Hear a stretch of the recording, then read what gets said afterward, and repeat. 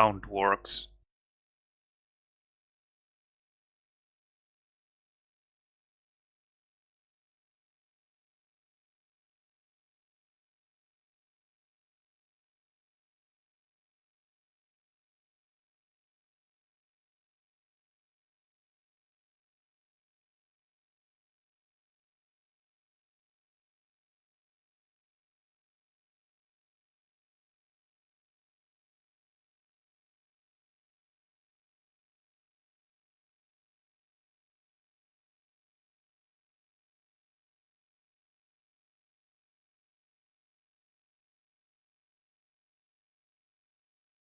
Seems to be fine, but I'm not as well.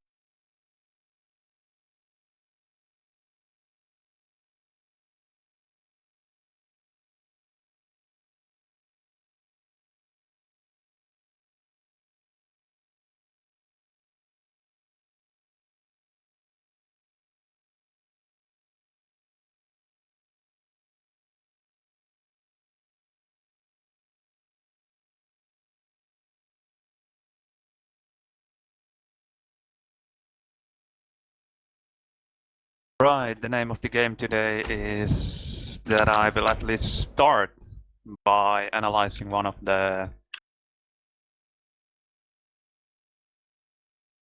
from recent Qhlan. I think I will start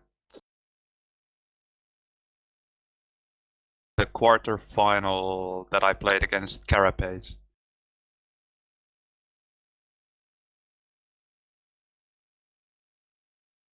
Best of 5.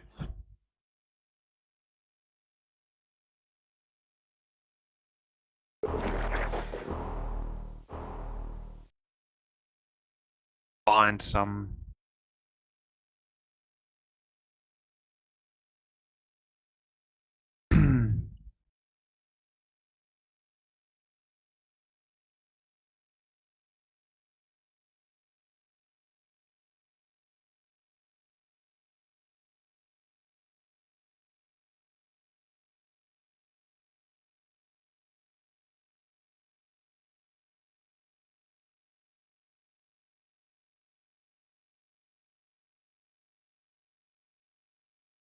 someone in the chat tell me if the voice is working, if you can hear me.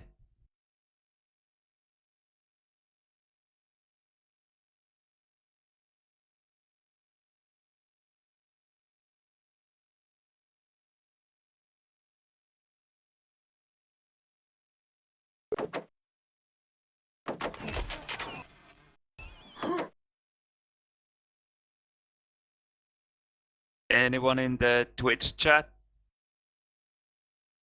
Do we have any sound?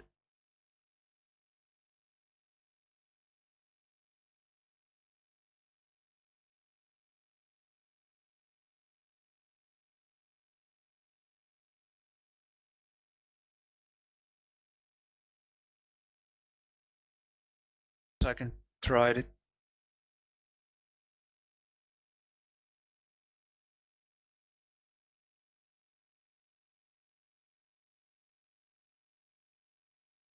Alright. I think it might be the mumble voice activation, then I will try to have the microphone as close as I can. And talk a bit louder. Or then it was my internet connection. I don't know.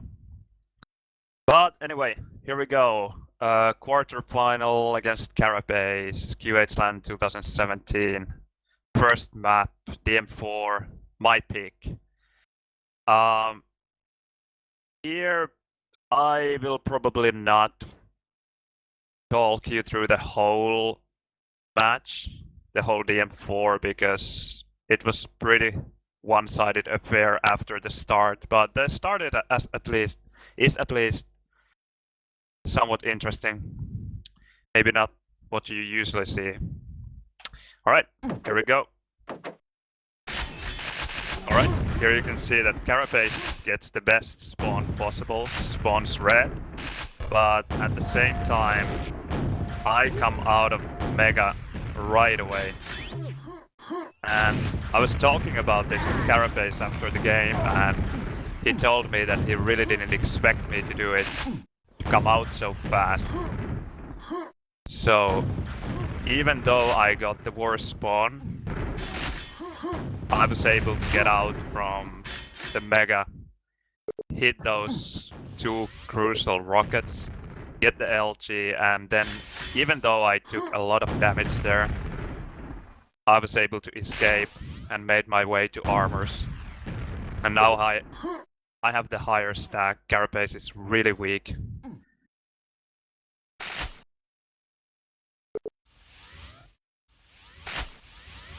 Here I know where he is because I didn't hear anything, and that's just the sound clues. Even though, well, even if there is no sound, that is already a sound clue in itself. So I knew where he was, and I didn't quite make it there in time because you can't go too fast, because then you are going to make sound and he would have known that I'm coming. So I had to take it slowly, and he managed to get the health before I made it there. But anyway, I had full red, full health, so an easy frag for me. And there, Carapace got the red spawn. But the thing in DM4 is that even if you get the red, you're not going to get LG very easily.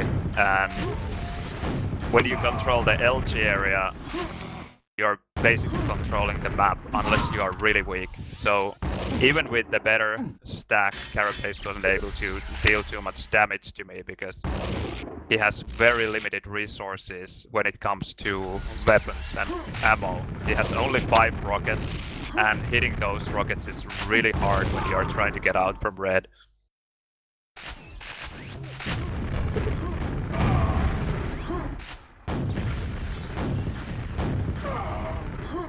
And now it's already looking pretty grim for Cara. 9-0, less than 2 minutes played. And here I knew that he was going for the pack he left earlier. I knew that Carapace knew that there is the pack, and he is going for the pack, and I got a couple of easy frags because of that.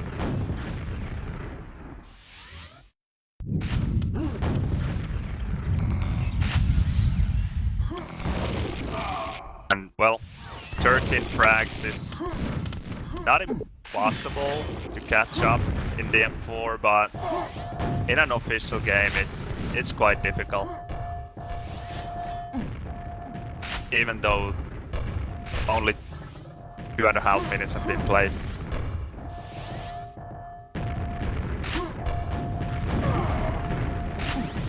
And there I had the timing for red, so I just went there to make sure that he doesn't get it. I had the timing for red and I had the better stack, so easy for me to attack. And the same here, I will go for the red, I'm sure. Even good for me to take some... Well, okay, there it doesn't matter if I take damage or not, I will get the red anyway, but I just don't have to worry about taking damage because I already have the yellow. And I will get the new red anyway.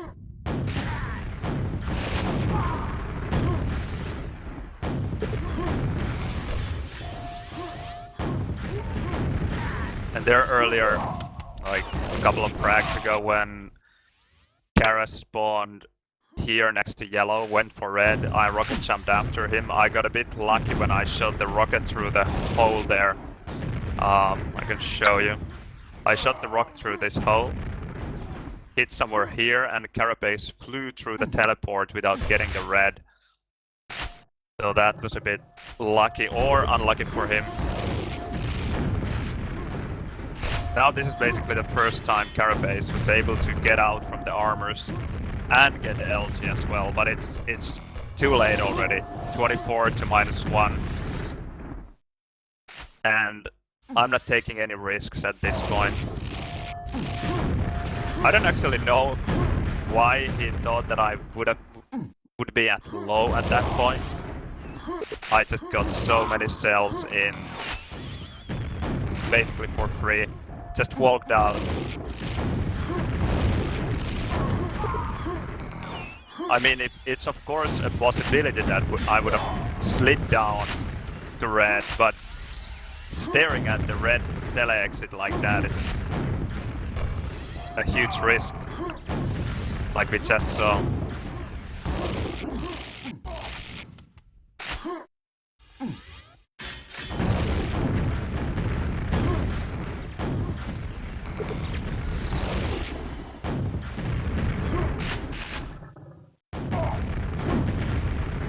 There was a nice prediction rocket from Carapace, wasn't enough.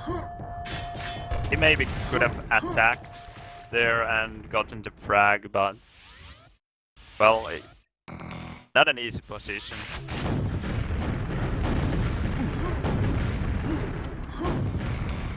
Okay, but this is pretty much it. 5 minutes left, 31 frags. There's no way you can come back. And at this point I haven't died a single time yet, but I will die here.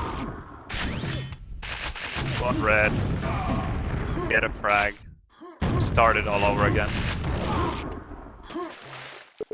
So that is DM4. I will just jump to the end of the match to show you the final score.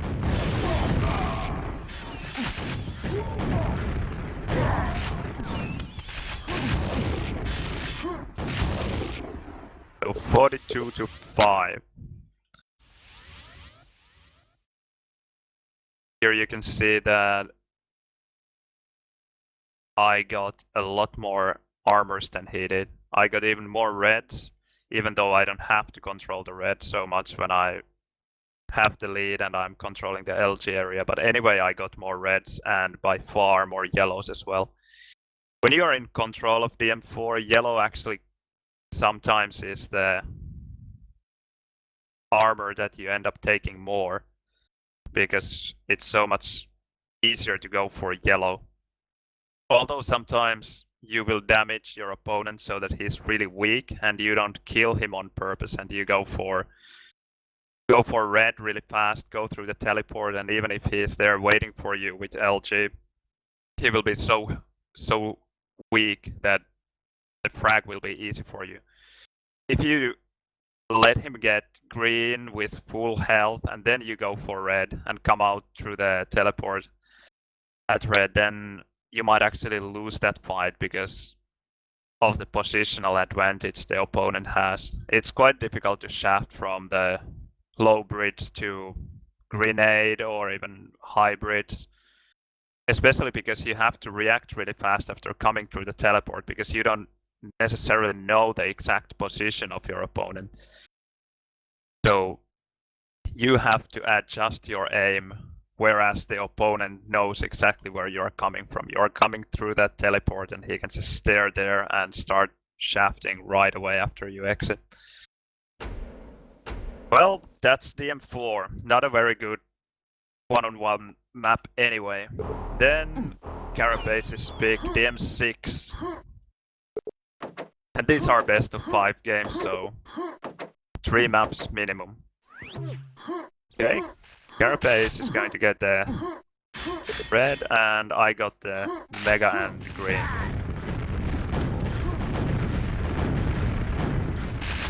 This is quite an interesting fight because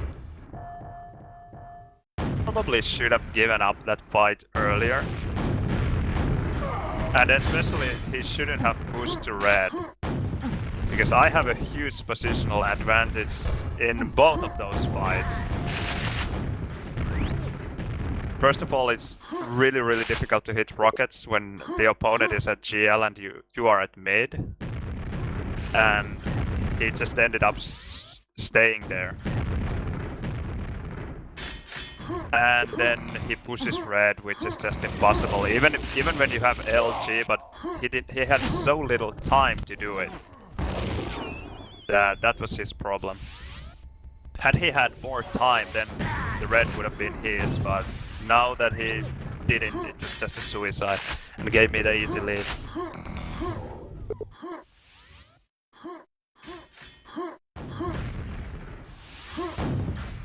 Um, Now the problem is that I took a rocket in the face at Mega Health when I was supposed to go to red. And after that I was so low that I had to go for green. And because of that, I'm being too late for red. And Carapace actually got the red. And has the LG as well. And I know that he has the LG because he was Carapace was going for the LG when I was waiting for the Mega Health. So this is not a good position for me. And I don't remember what I do here, but I think I should fall back here and not give him the frag. That is really important. And I should play for the Mega Health and then somehow try to gain back the control.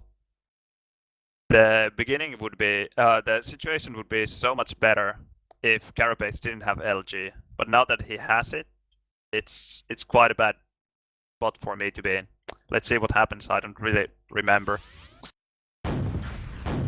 Yeah, just like I thought, I just have to fall back. There's no reason for me to try to take that fight. Or even waste my yellow. I think Carapace actually... No, that is not the situation. Okay, well... that was very unusual fight for me. I don't usually hit my LG that well. And then right after that, I missed the easy LG shots when Kara is just bunnying for red. So I guess you gain some, you lose some. But anyway, even though Kara was able to get the red, he got so much damage that he doesn't have much of it left. And now this is not a bad situation for me because Kara doesn't have the LG and he wants the LG. And again, I have the positional advantage here. So stacks are pretty even because I'm going to get the health, even though I can't use the whole green without mega health. But Kara doesn't have full health either. There's no health here, and he has only 56 red left. So let's see if Kara goes for LG, which would be good for me because then I will be able to catch him. And I think the best thing Kara could do at that point was to get back to green, and I will get the red. So that's it. Yeah, Kara goes for LG. He knows that I'm there. And well, okay, I opt to go for the red. And Kara went for the green. Got the mega. But it's not a bad trade. Especially because I'm on the red side. He has to come for me. I'm leading in frags as well, so he has to make the move. And now I know that I dealt enough damage to Kara. So in the previous fight, he lost the mega health. So I got the timing for mega. And I took the red maybe a bit too early there. I could have delayed it a bit. So I would have had less time to make it to mega health, but then more time to make it back to red with the mega. Because now I think I will go for the mega health, at least I should. But then I will be a bit in a hurry to make it back to red. And that is always kind of a problem, because if you push through the tube here, you are very vulnerable to damage. You will see it later when I analyze. I think it's the duel against Recall or GT. I'm not sure. Either one of those. Well, anyway, it's really dangerous to push through the tube back to red, but sometimes you have to do it. Exactly in situations like this when you don't have enough time to go take any other route. Whereas if you have the time, then you can use this tube. It's a lot safer, or even take the high route, which is probably the safest way to do it. And even if you have enough time to make it through this lower tunnel or through GL, but if you don't have a lot of time, then you might have to rush things a bit and the opponent might catch you off guard here by staying around these corners, or might try to ambush you here, even with the lower stack, but if he hits one or two nice rockets, then you're not going to make it to red in time before he falls back and takes it from you. But let's see how it goes. Maybe for the next demo analyzing, I will actually have the armor timing somewhere visible. I have never used those timers, so I don't have them now. What is happening? Okay. Here, going for the mega health. Yeah.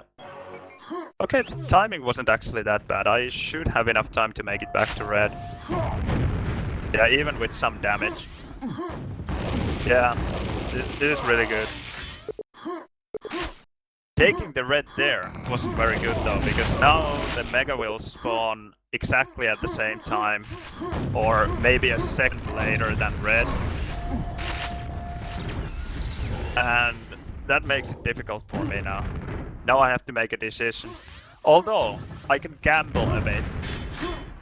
Yeah, and yes, exactly. So what happened there was that Carapace was a bit too anxious to attack.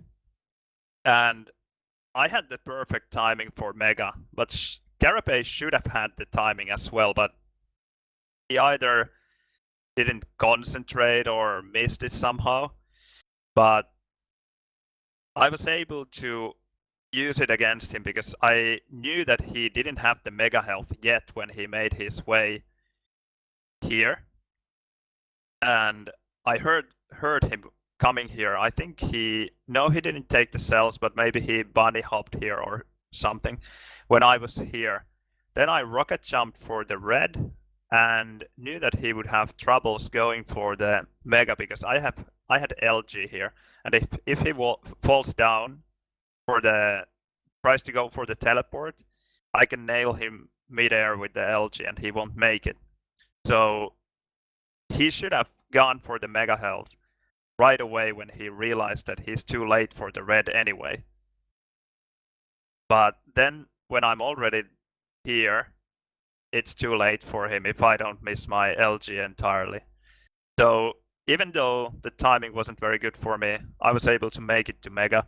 And now I have all the time in the world to go back to red, because I just took the red. It took me maybe probably less than 5 seconds to come for the mega health, and now I have 15 seconds to go for the red.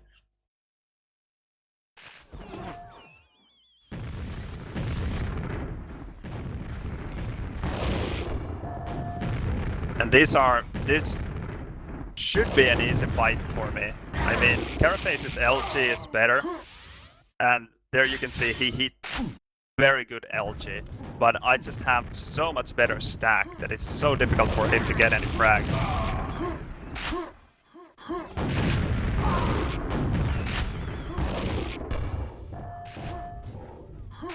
Now this is not a perfect situation for me, but not a bad situation either. I will give away the red. Cara will get it here, but I have LG, Cara doesn't. I can use it against him.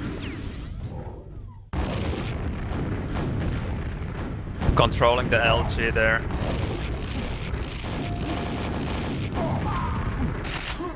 Didn't hit very well, but enough anyway. Didn't hit anything there and gave away the frag. That was... I didn't do necessarily anything wrong there. I just didn't hit my LG at all. So there's no way Cara should have gotten that red, but just when you miss that much, then you can't expect to win.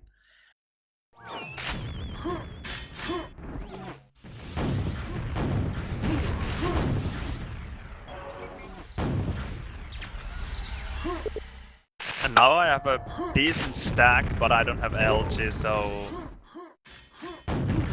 I can just try to deal some damage like I did there, and if I remember correctly, I'm just gonna wait here for a while longer to be able to deal that extra damage and just prevent Cara from fragging me too fast, because we still have over 5 minutes left here and it's only 8 frags.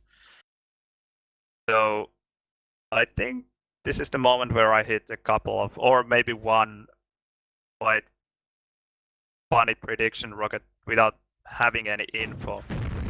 Because I was just waiting there for a while, not knowing when he's going to come, and then just got lucky. That was a ridiculous fight because I never should have won that fight with only rocket.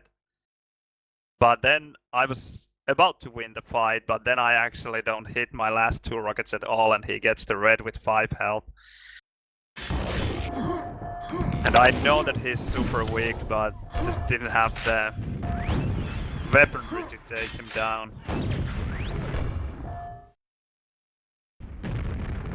But I should get the mega health here.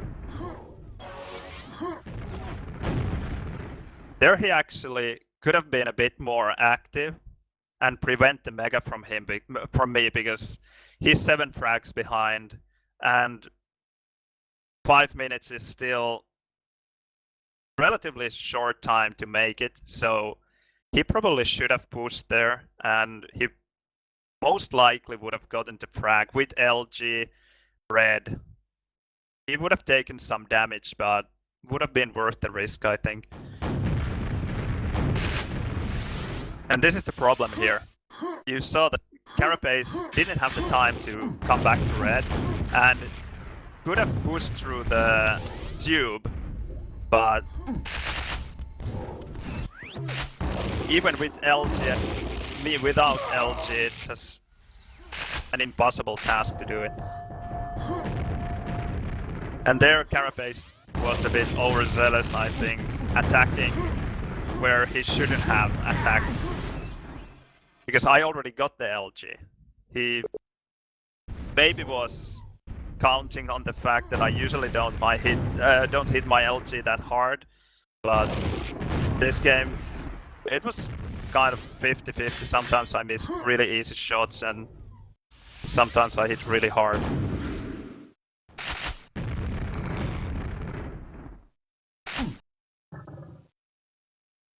Odd underscore items clock show 1. Okay, that works. Thank you.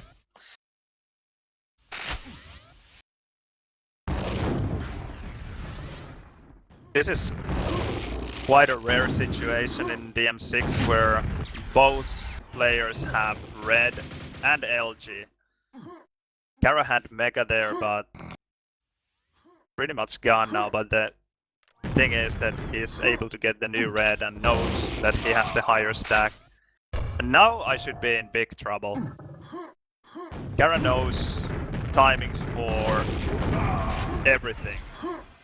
But there you see how positional advantage plays a huge role in this game. He goes for red and usually he should be able to win the fight, but I hit the rockets early enough so that I can actually deal enough damage before he makes it far enough in red to make use of his LG.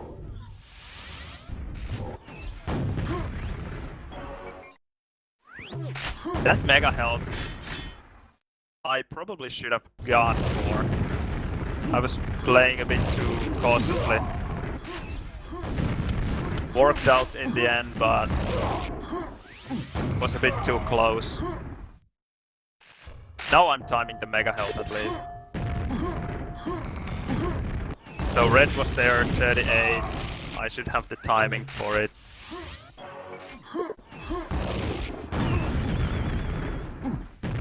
Okay, that was very unnecessary. I shouldn't have gone for the fight there. Because now I'm in the exact same situation. I had the red timing, but I had the positional disadvantage there. There's no way I was going to be able to take the red anymore. I shouldn't have gone for the fight. That was just a stupid thing to do. The fight at GA, I knew that he got the pack from the previous fight, and I should have just let him be there. I had no armor, I had mega health left, I just could have left through the tube, got into red for free, get the frag later, but I was just too hungry for the frag there.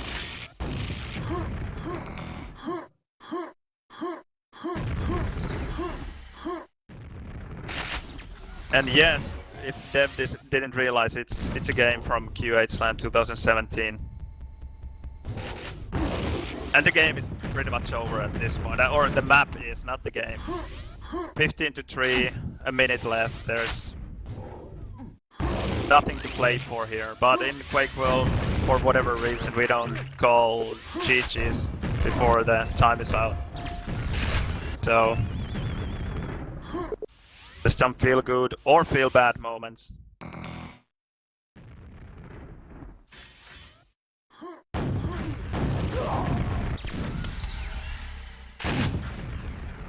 Cara making the score look better for him.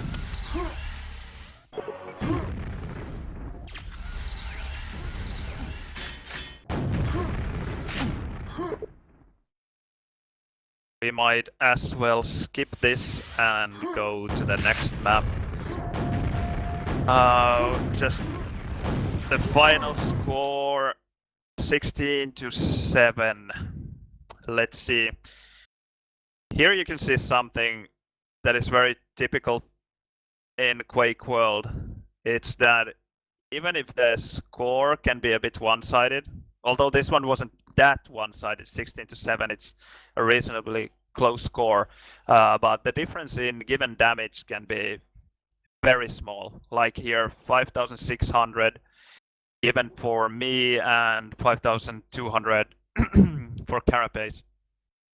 So the difference is only 450 damage. But where the difference is in item control. I got 1 less red actually, but 6 more mega healths and the same amount of greens. So those mega healths make it possible for me to take fights where I take a lot more damage, but I still get the frag. And I can even attack from position where I usually would not, if I just know that I have the better stack. Like the fight there, quite in the early stages of the DM6, where I attacked from long to red, and I knew that Carapace had LG, and it's a very difficult spot to be in. And he hit really hard, but because I have higher stack, I still won the fight, although barely. And it gave me the red again. I had the mega timing after that, so that is Quakeworld, and shows how important item control is. Then ZT and DM3.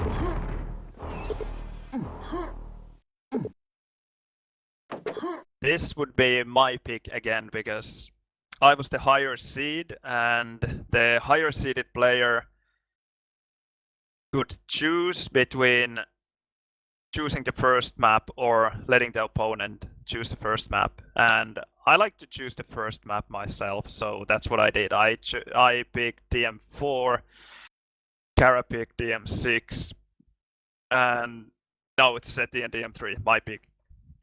Alright, let's go. Let's see the spawns here. Cara gets the red, there's no challenging that. I get the LG. Not the worst possible spawn, I guess, because I should be able to make it to yellow, because Carapace will always go for first red and then mega health, because he knows that I'm not there at low, so I'm not going to get the mega health, so he gets 200, but I should get LG and 150 at least. Let's see what happens.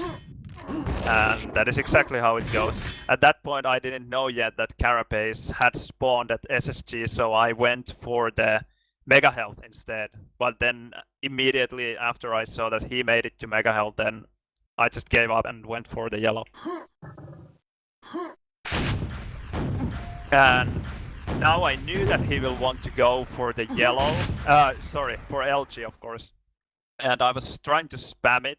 My spam didn't hit as well as I would have liked, but at least there was one direct hit actually.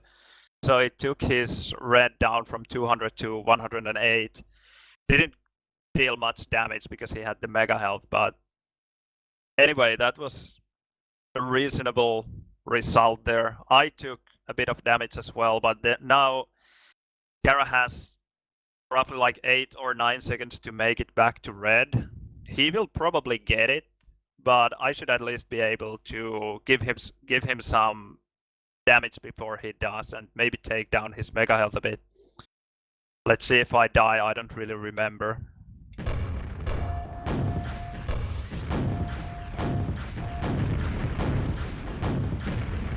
Okay, there was one rocket, I think. Yeah, and I give up the fight. Not a bad decision, I think. Just like I said, I was able to take down his mega a bit. Not as much as I would have liked. But he had about 160, I don't know, 165 maybe. 168 mega left there, and now he has 114. It would be better if the mega had gone out completely, but at least it's a lot lower now, so mega will spawn sooner.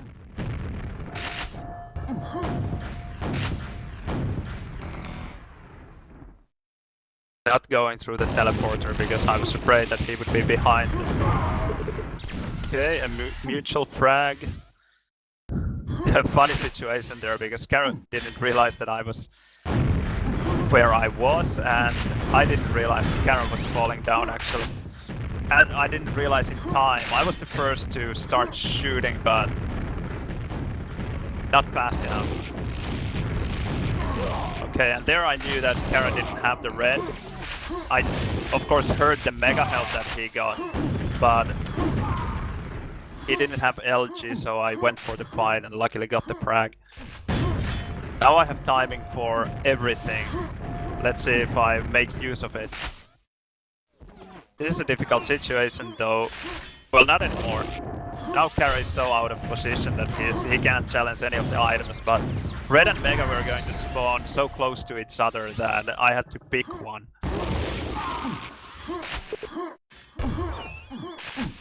There.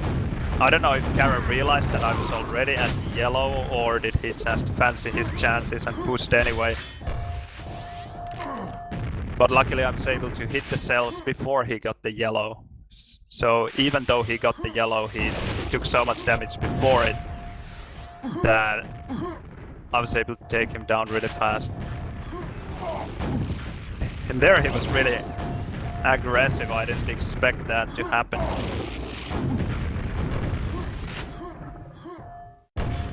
Played a lot faster than I expected. Got me off guard a bit.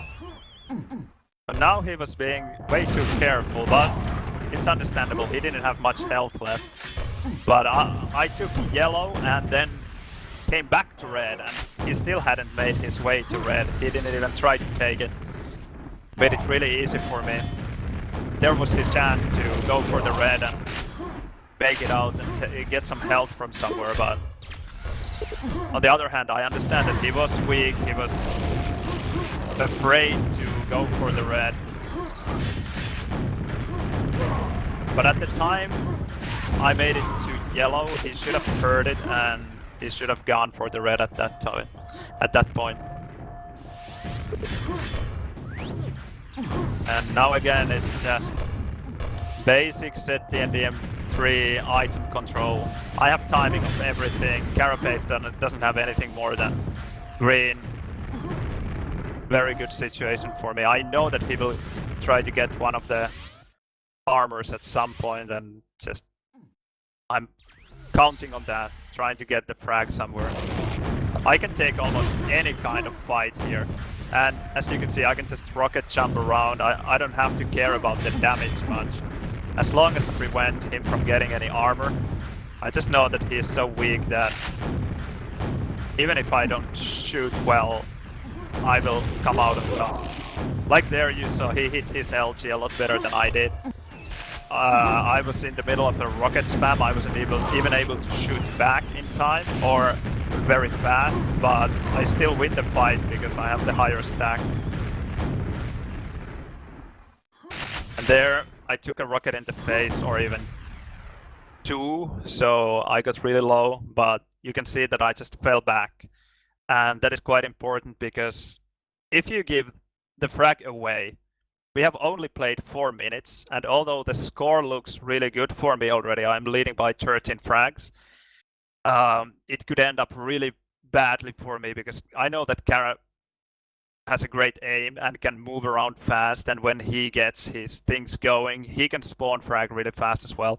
And ZTNDM3 is very notorious for this low area where you have here one, here another, and here a third spawn, and you can even prevent the enemy from getting yellow really easily, because if he goes for the rocket you can just shaft him from here really easily, or if he goes for the yellow without taking any weapons, then you are as good as dead. So from this position you can get very many spawn frags very fast. So I'm just trying to avoid dying, to just use the time as much as possible.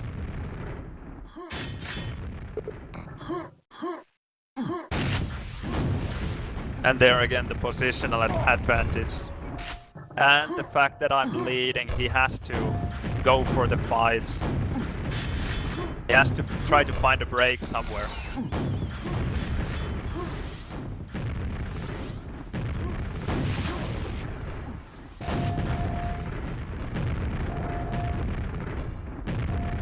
That is not easy. He doesn't even have the mega health yet, but I don't probably know when the mega health is spawning either.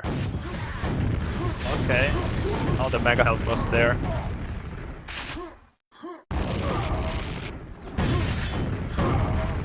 That was an interesting attack. Maybe he tilted a bit there. I don't know, but there was no way he was going to win that fight anymore. After the initial damage he took at the red, he should have done the same thing there, although he is very far behind, but moves like that are not going to help you. You can't really attack with absolutely no armor from a disadvantageous position even. I'm standing next to yellow with LG and he's just jumping in without armor. There's no way you can survive that. So that is very unnecessary. And there you saw again. Or here you see it still. Spawn frags. ZTNDM3.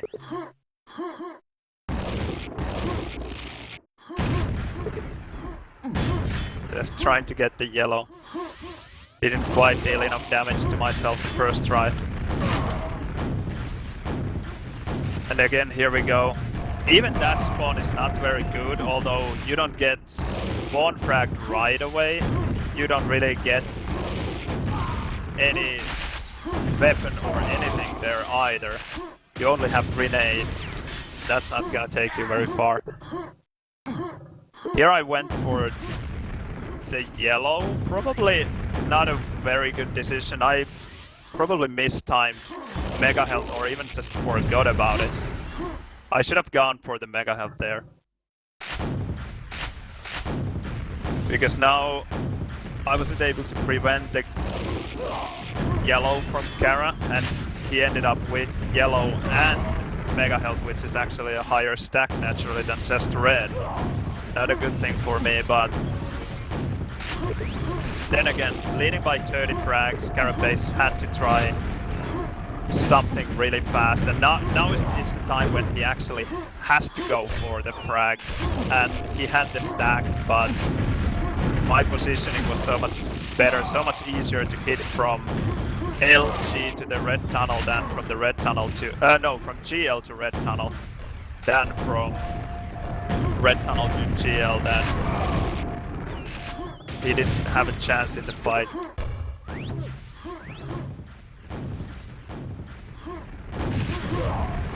And again, at this point the game is pretty much over.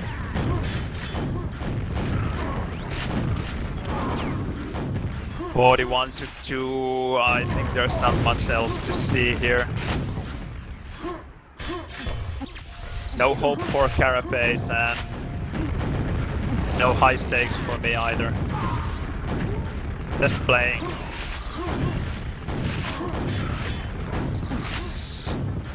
So we can just go for the end score 61-5. Here is actually quite a huge difference in given damage already. 9,100 against 5,300. And armors, they look really horrible for Carapace as well. He got only 9 armors in total. I don't count greens because greens are just you get them at any time you want, basically. There are 2 greens. 2 greens instead the NDM3, and there's no way you can prevent the enemy from getting them, and you don't even have to. It's such a bad armor without mega health that it doesn't really matter if the opponent has green. So he got 9 armors in total and I got 35. So that is a huge difference. Mega healths were even Steven 7. So they're hit it a lot better. Okay, well, that was the game against Carapace, 3-0. Well, that was actually so fast that I could maybe talk you through the GT game as well, because I know that I will be skipping the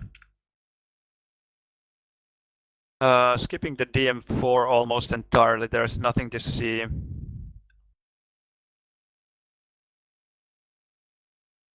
Not here. There we go. So this would be the semi-final against GT then, the next game. I was again the higher seed, big DM4, because I had played some DM4 2-on-2s against the Brazilians before, against GT and Mur, and they didn't feel very good in DM4.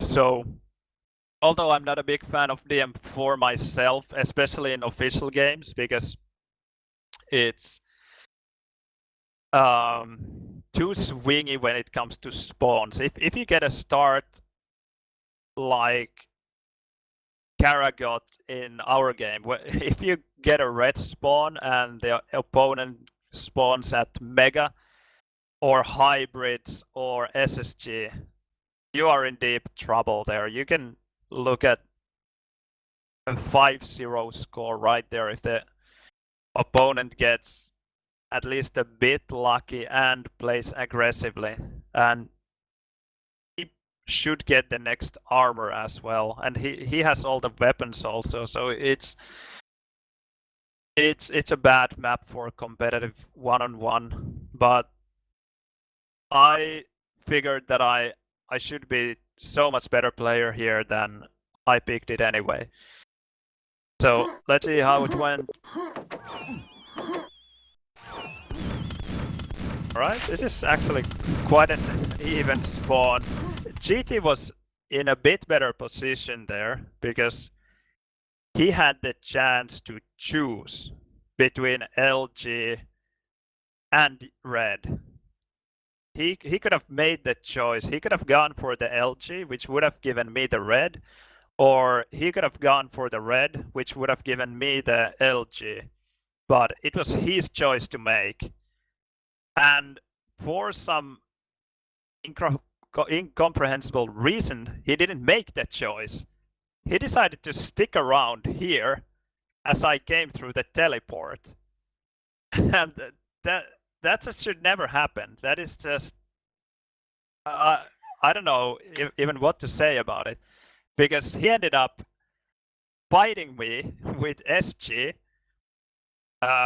Almost lost the fight. He has 4 health left, and you could even say that he lost the fight already, because it would have been better for him to die, because he could have gotten a red spawn, which would have given him the red and the upper hand. But now he has 4 health.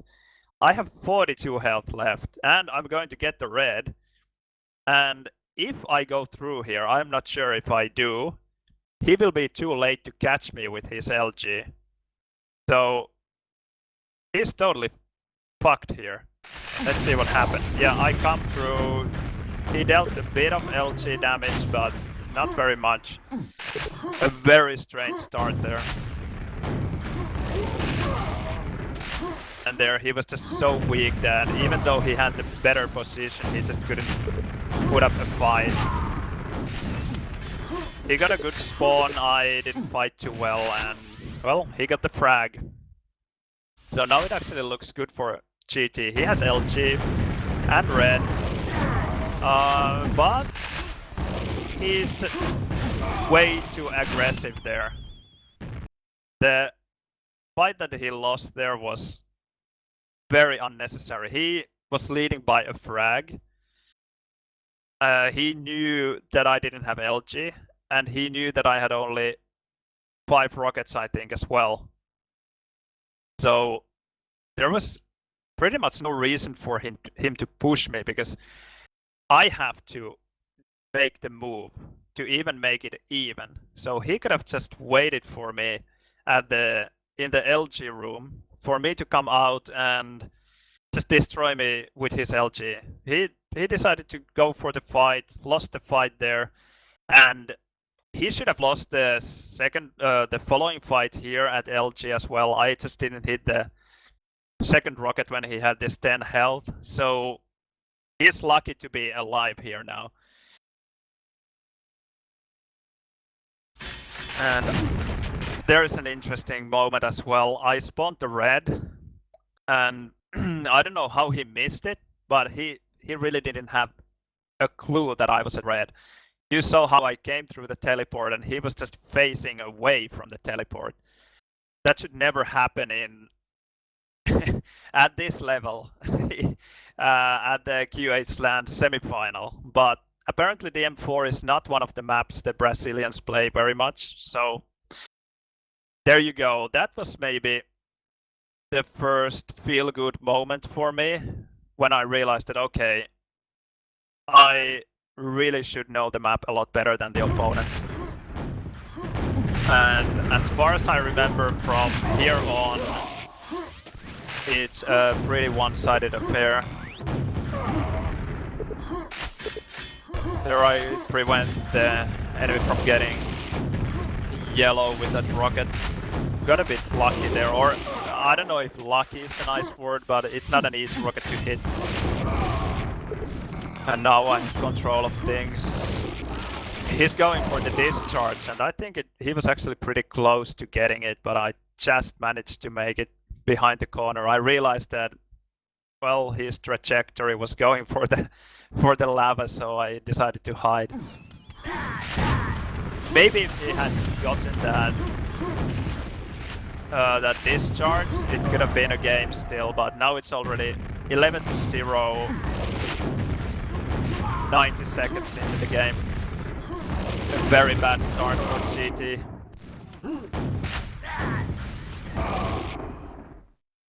We can watch this for a while, for a minute or two, but there's really not much to see, and then we can just skip to the final score and to the second map.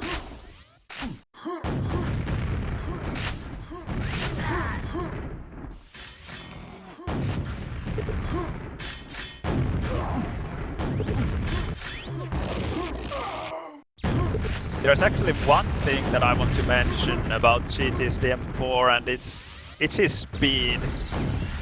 He moves really fast, and when he, for example, came from SSG spawn to LG, sometimes he would get to LG faster than what I'm used to, and I would shoot my rocket a bit too late because of that. So that was the thing that was really going for him, even though it's not his map.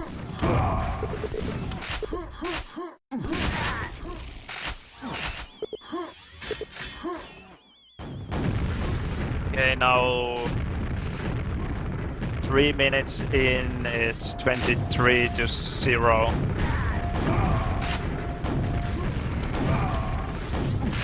We can watch 1 more minute and then I will skip the rest of the round and go to the M6, because that is a lot more interesting than this. This is just, I don't know, showcasing how one-sided the M4 can be. And these are the games I was talking about, I think, yesterday. One-on-ones that I actually, in a way, enjoy, because they are good warm-up, they are good just aim and movement warm-up. Because you have to concentrate quite a bit anyway, but when your opponent is a bit weaker in the map, you can just enjoy the flow of the map, which is not the case in very difficult games. Alright, I promise to skip the map. And there's the final score, 99-3. Not GT's favorite map, damage-wise, 13,000 against 4,600. And, well, quite typical armor stats again for the M4. Even though GT was out of control pretty much all the time, he still got a lot of red armors, because there's no way of running armors in the M4, and the player in control doesn't really care if the opponent gets reds that much, because as long as you have the LG area under control, you are always gonna be ahead in the fights. LG is just so overpowered when it comes to controlling the mid area in the M4. Especially because the opponent has only 5 rockets to use when he spawns there. And it's really easy to count the rockets. So if he goes for the rocket jump, you know that he has only 4 rockets left. So basically, he has only 1 or 2 chances to try to make it out. And because the opposing player, the player in control of the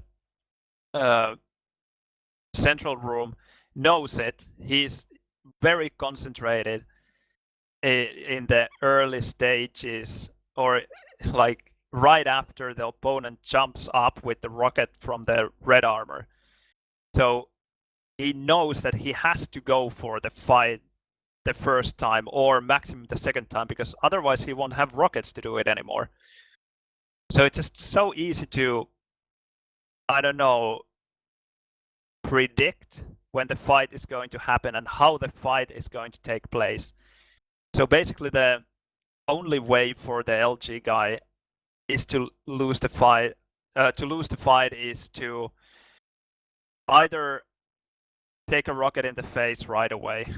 So the opponent has to hit some insane rockets, or the guy at the LG has to be really weak. Those are the 2 situations where you can actually get out from red area. Or, well, there is a third option. If you somehow manage to fool the opponent that you are, for example, at red or at yellow, and you are not. So if you manage to go through the teleport when the opponent is not expecting it, then you get out for free. Or vice versa, if you make a fake drop sound to red and then come out from yellow and manage to surprise your opponent, then that is a free exit.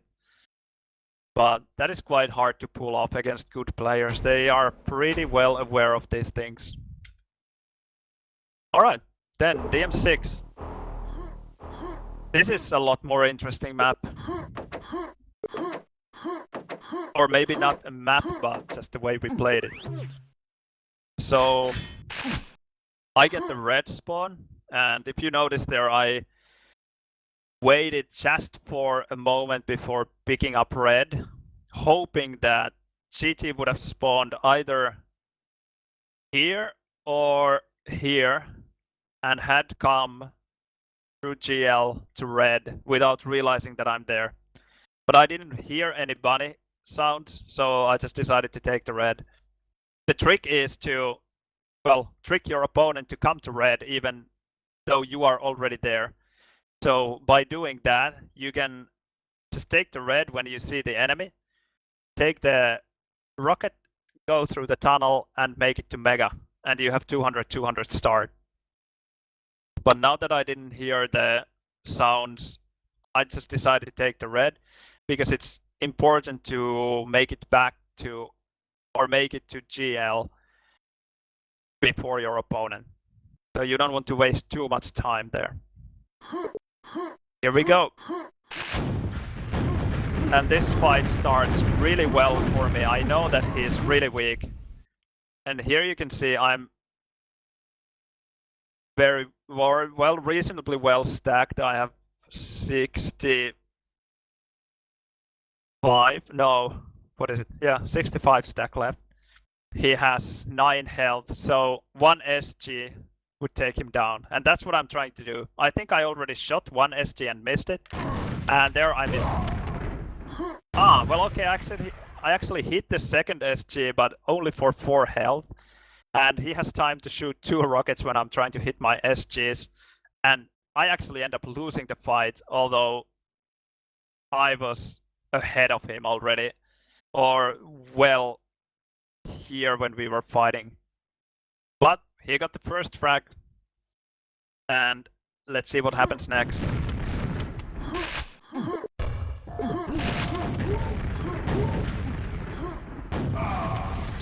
He kills me with SG.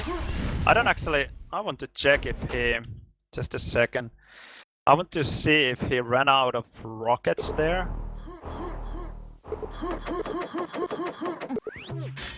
Let's see. Okay, here GT spawn. Yeah, he has 1 rocket.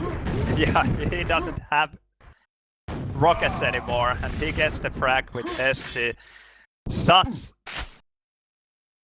Such a tight start there. It really could have gone either way. Both fights were fights that I really should have taken. If I got the chance to play this round again, I would do exactly the same decisions. He had 33 health. Had I hit the last rocket that I missed here, I would have gotten the red, and it would have been a very good situation for me. But he got me with his SG. He didn't have any rockets left even, and now he's running things. Okay, I actually managed to take down his red, and he gets the mega health as well. Let's see. He has the red timing, but that fight could have been so much better for me. I was lucky to get the red spawn though, but I should have been able to kill him there before because he had only green and even less than 100 health, I think, because he rocket jumped from green to get to red so fast. So I didn't fight really well there. I should have won the fight. So I guess that was a bit frustrating for me, and pretty soon when the score looks even worse, I think right about at this time I think that okay, this is it, I'm losing the game. 1 minute played and I'm down by 8 frags. No, I actually got the frag. And although GT played really, oh well, he's still playing aggressively at this time. Let's see what happens. He gets a frag. And the second one. Yeah, I remember this was the time when I thought that, okay, I'm losing this. And I just decided to play kind of just for fun, waiting for the next map, because 11-2 in DM6, that is a very bad score, especially when your opponent has 200-200 stack, has everything under control. I don't even have rockets here, although I have the red.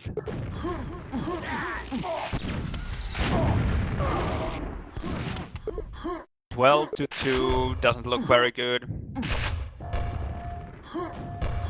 When it comes to tactics, this is not very pretty, probably right now. There I won the fight. I don't know exactly how or why. I could rewind a bit and check again how he had only green left. So about 2 minutes in. Okay, here he still has everything. He has 46 health.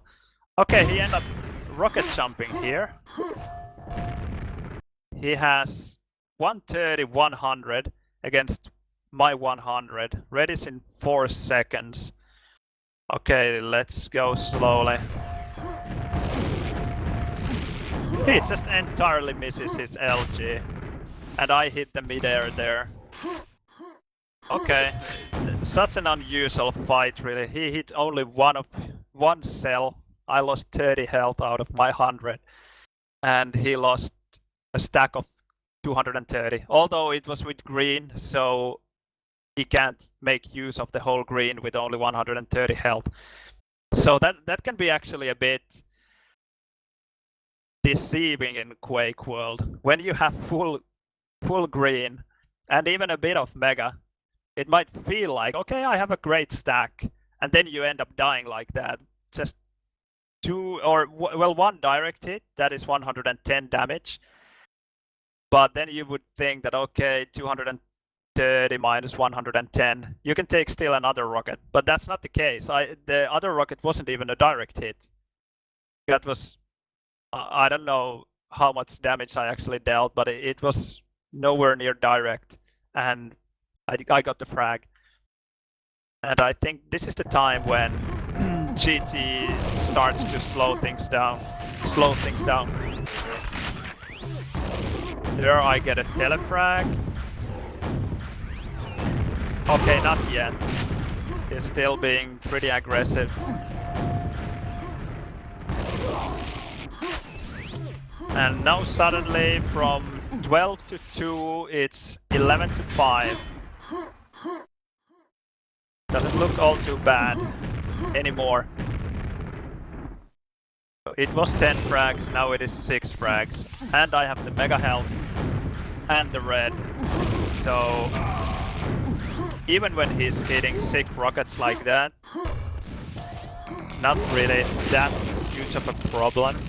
That is a problem when I'm leaving red for him. That is a huge problem. But there, interestingly, he goes for the green armor, although he heard that I spawned there. Maybe he thought that I wouldn't come back.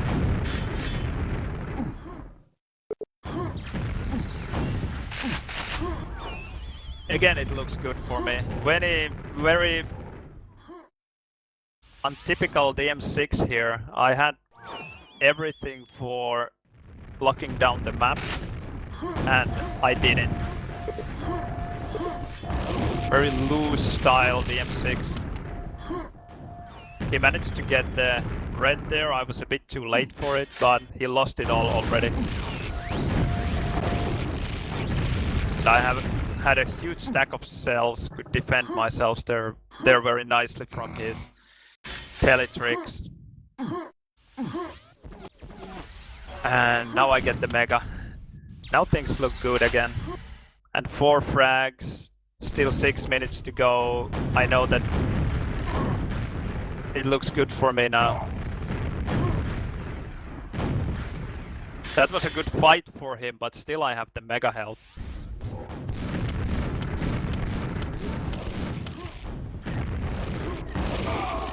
And there you go. Just having the higher stack helps so much there. He goes for the fight and deals a lot more damage, but can't really win it. Only with green. Now I know that the mega health is there soon, and I'm trying to bait him to come for me, but he doesn't. But anyway, it wasn't the fight I wanted to take at this time. I could have gone for green or to green armor, not for the green, but to green armor and take the frag, but then I would have risked him spawning at red. That can be problematic if he deals a lot of damage to you at green and then you have to make it fast back to red, which is exactly what happened against Carapace. The fight that I talked about earlier, which I said that was very unnecessary, a fight that I never should have taken. There was exactly the same thing in a more critical situation, and I didn't go for the fight, and it's good that I didn't. Here I just went for the rockets. I didn't want to go for the fight there either, because I knew again that even if I will win the fight, he will probably get the red because of the spawn. So it wasn't a good fight for me to take. Instead I'm using the time that I have.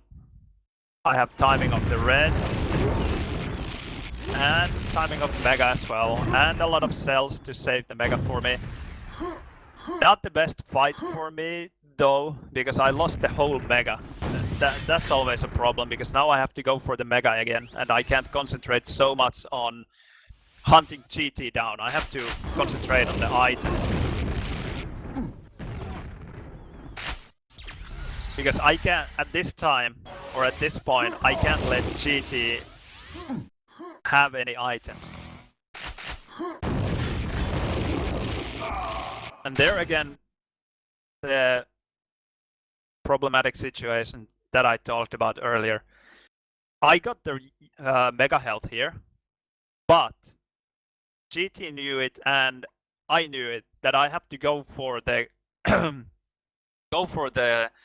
red pretty fast, and GT was waiting for me here. I made it through, but I took a lot of damage, and it slowed me down so much that GT actually got the red. Luckily, I hit my cells there and took him down, so it wasn't a total catastrophe for me, but it could have gone a lot better if I had had more time to get from mega health back to red.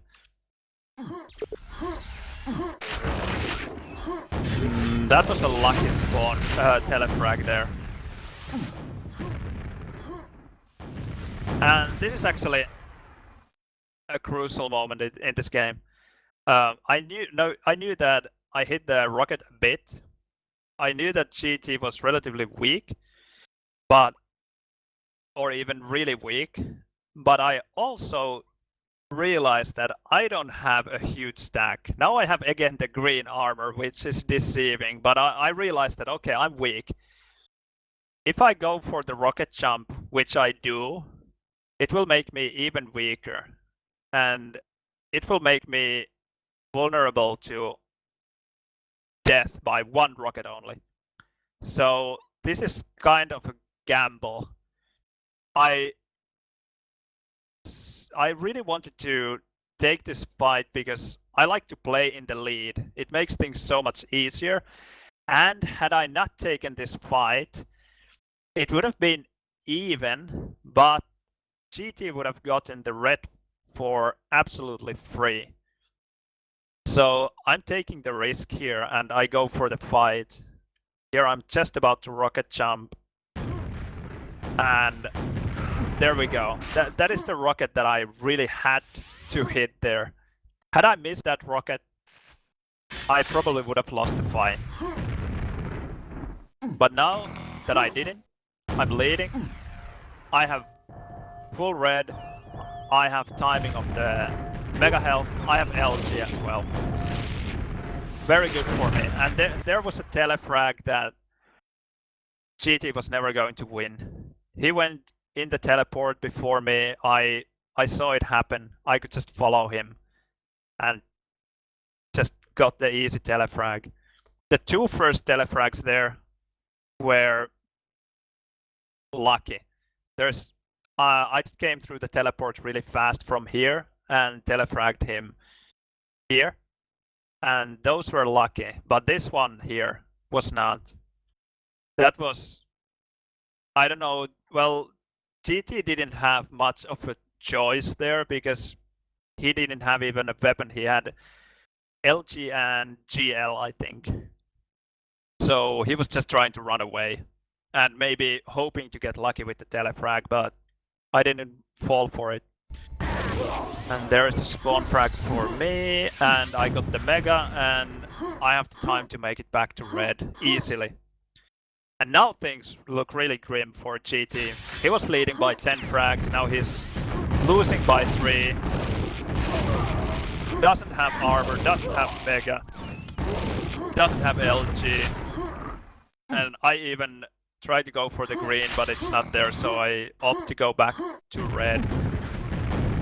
I'm not sure, GT might actually get this. Yeah, I gave it away for him. Because I still have LG, which he doesn't. And I know that Mega Health is spawning, so he didn't have a chance to go for the... And there again, not a lucky telefrag, because we were both at green. Where is green? Here. We were both here. I saw that GT went through the teleport first, and I could just follow and destroy him there. Because it's always risky, especially in teleports like this. DM6 teleports are two-way teleporters. You can go in from either side and you end up in the same location. So if you go in first, you are in for a trouble. So, well, GT was in a hurry. He was behind. At that point, I got 2 frags more. So he was behind by 6 frags. So he really wanted to get that frag and went for the fight. These are very fast situations, so I ended up winning. Now it's an 8 frag game. Again, quite easy for me to just rush in with the higher stack. Jumping up with the rocket, making it hard for him to hit me, even though I lose 50 health there, but after making the rocket jump, if he doesn't hit some quite challenging mid-airs, I'm quite safe from his spam. So it's 50 damage instead of taking a couple of spam rockets in the face and losing 200. And there again, you can see what happens when your opponent is in the lead and you are in a hurry. You start rushing things and the score just goes ham right away. Before the telefrag fight there, I was leading by 6 frags, now I'm leading by 16. And this is a minute later. So that's 10 frags in a minute.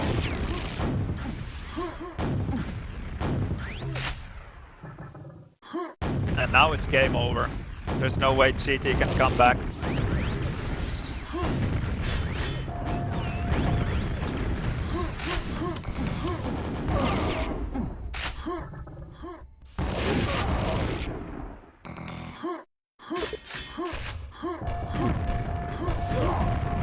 Some nice nades there. Mega health would be actually up if someone went for it.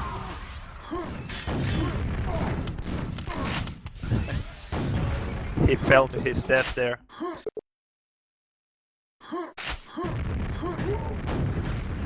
And soon we will have the final score. 31-11. That was a DM6 full of action. From a 10 frag deficit to 20 frag victory. An interesting game for sure. Not a huge difference in given damage again. 20 frag difference and only less than 400 difference in given damage. Once more due to item control. I had 20 reds against his 8 and 9 mega health against his 6. So that is a huge stack difference there. Makes it so much, well, naturally, you can take almost any kind of fights and end up winning them when you have 12 armors more and 3 mega health more.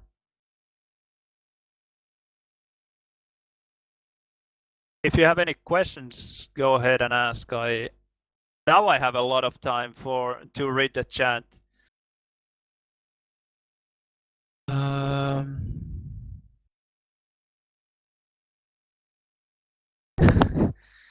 Could you please change the game? Well, yeah, I could. I will play Path of Exile one day here, but not anytime soon. As long as I have viewers for these Quake streams, I will be streaming Quake, I think. Unless I get bored, which is quite unlikely after having played for 20 years anyway. And good morning, America.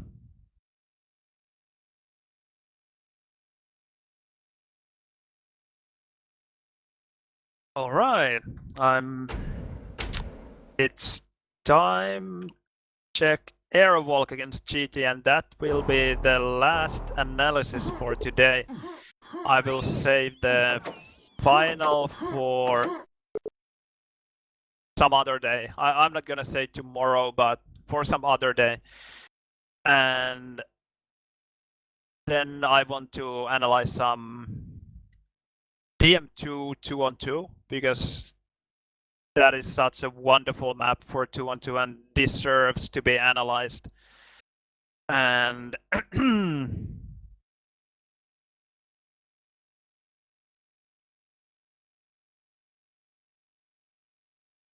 and then I want to analyze some 4-on-4s, but maybe I will do that a bit later. Although I could analyze the one someone asked, the 666 versus USA at QuakeCon.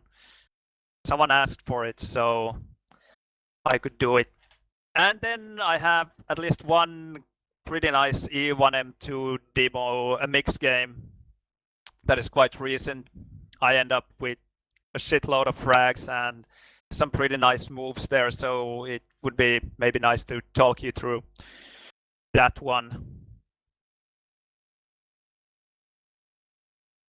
And no, I don't analyze demos as much as I used to. I used to do it quite a bit for both 1-on-1 and 4-on-4, but nowadays I concentrate on playing more. But if the 4-on-4 scene was more competitive than it is, then I would probably still watch a lot more demos than I do. The thing is that there just aren't many 4-on-4 demos available even nowadays, so there's not much to analyze.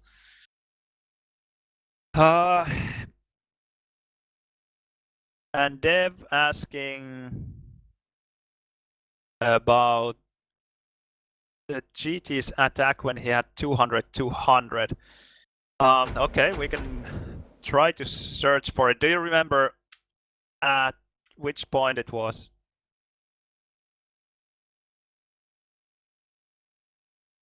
And the Era game versus BBS, I don't want to analyze it because I was talking about this yesterday and it was such a bad game from me that it's not very interesting to try to analyze it because I don't make the right calls, I don't make very good decisions, I don't hit my shots there.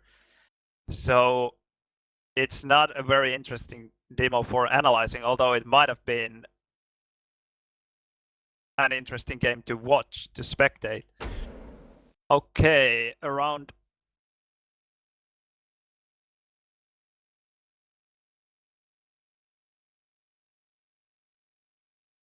all right, let's see.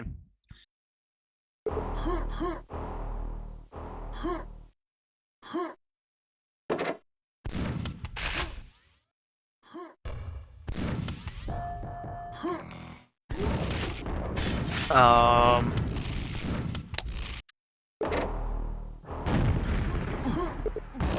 jump 130 on 15s.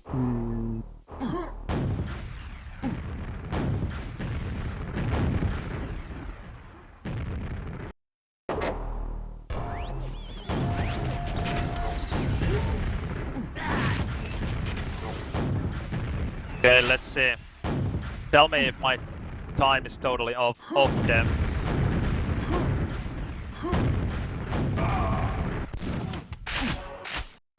Okay, he gets a mega now at least.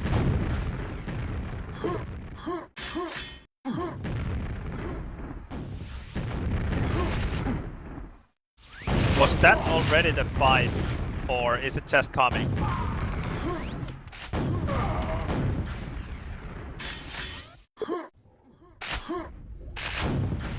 Yeah, okay, now he has the red, and I think he will make it to mega health. Right, yeah, he will get 200 here, and it looks really grim for me. Yeah, now he has mega and red. So, do you mean this attack?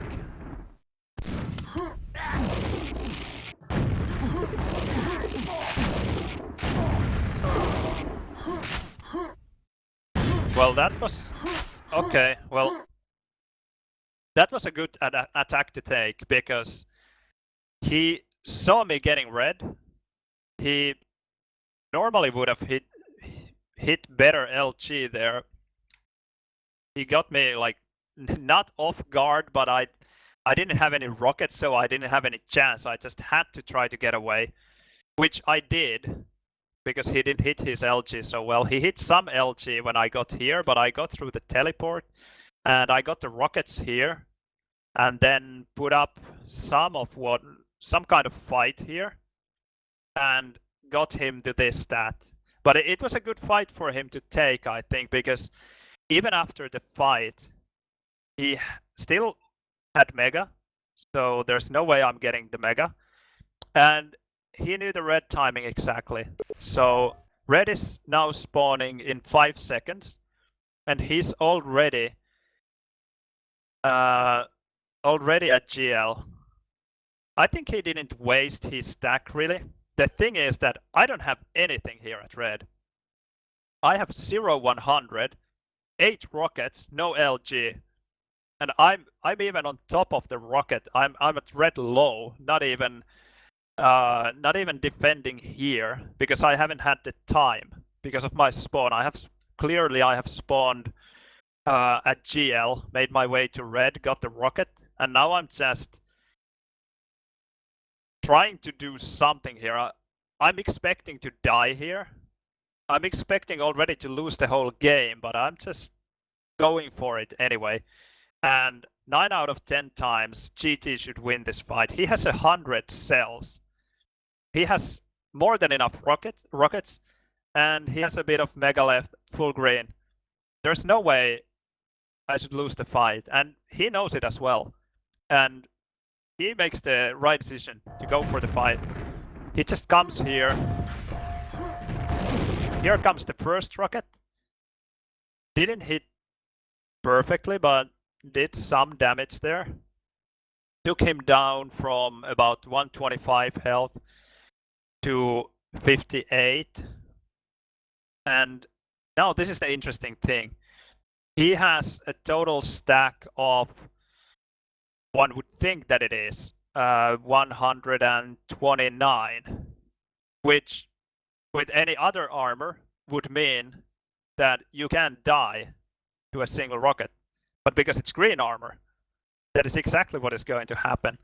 We will set speed 10 and change to my pop. He's midair, takes the rocket in the face, dies. Maybe GT didn't quite realize how bad green armor is, or he realized and thought that he would take me down, and to be honest, he should have. He had the higher stack, he had the positional advantage, kind of. Of course, the thing is that he has to attack because I'm at red, but I had a very bad position here at red low. Very difficult to defend. And he had LG and more than enough rockets. He should have won the fight, but he just didn't. And yes, this was the game changer. Although I'm not sure, do I end up dying after this? I have 3 deaths. Let's see. Yeah, this was definitely the game changer. Because now it's just half a minute later. From 12 to 2, it's 11 to 5. So that's it. That is where the game changed. And I had 12 deaths at that point, and in the end of the game I have 15 deaths. So I end up dying 3 times more, but that was definitely the game changer there. Then the airwalk. As far as I remember, this was a pretty fast game and a pretty chaotic game as well. I don't usually play this loose, but I knew GT's style and thought that the loose game style, play style would work against him as well. So I tried to play maybe not as aggressively as he does, but very fast anyway. Let's see. GT gets the red spawn, I get the mega and yellow. Okay.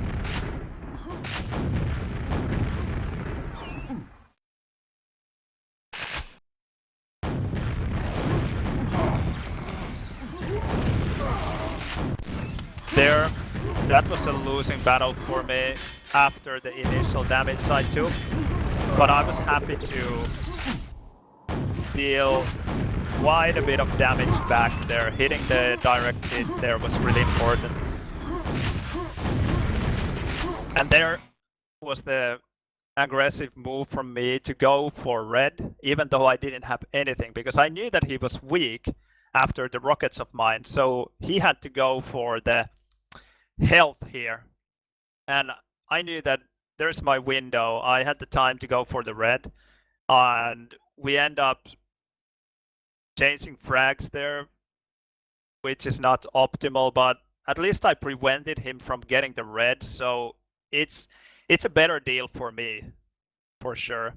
And then there were these chaotic fights after that, and I come out on top. I get the yellow and some frags there, or an extra frag as well. Now I get the mega for free. He gets the red, but some damage at least. Nice. Still am in a good position to take this yellow. He could have attacked, but it would have been very risky and difficult for him.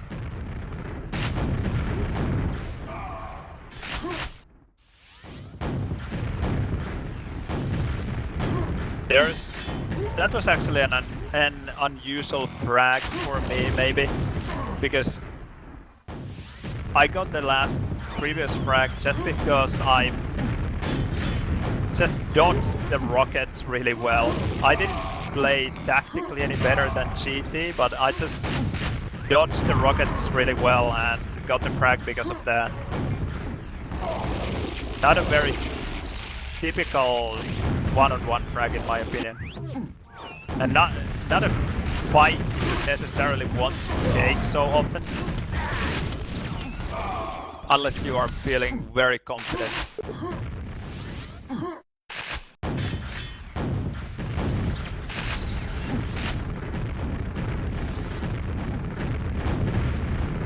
Here, just hoping to deal some damage when he goes for the red, because I knew that I wouldn't have any chance to get it And that mid-air was pretty sweet.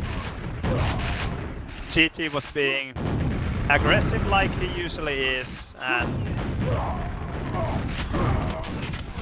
well, took a fight that wasn't very favorable for him. Quite an unnecessary fight.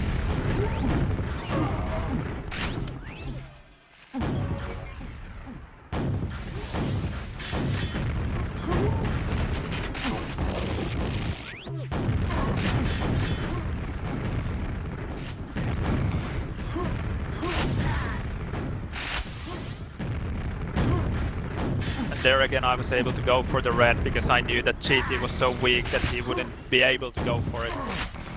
Now I probably should have gone for the yellow faster there. And I was too late for Mega, and that just cost me my life. Going to yellow there before GT got it would have made things so much easier, because I had the time to go for it. I was just maybe giving him too much respect there. And now, because of that, I'm getting fragged. Not very well played. Again, waiting for GT to go for the red, and hoping to deal some damage when he gets out.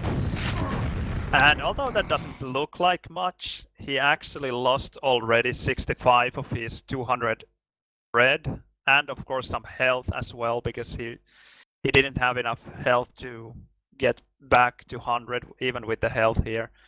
So actually his stack is now weaker than mine, even though I don't even have yellow. The thing that is going for him is that he has LG that I don't have, and I need to get LG before getting into open fights against him. Let's see.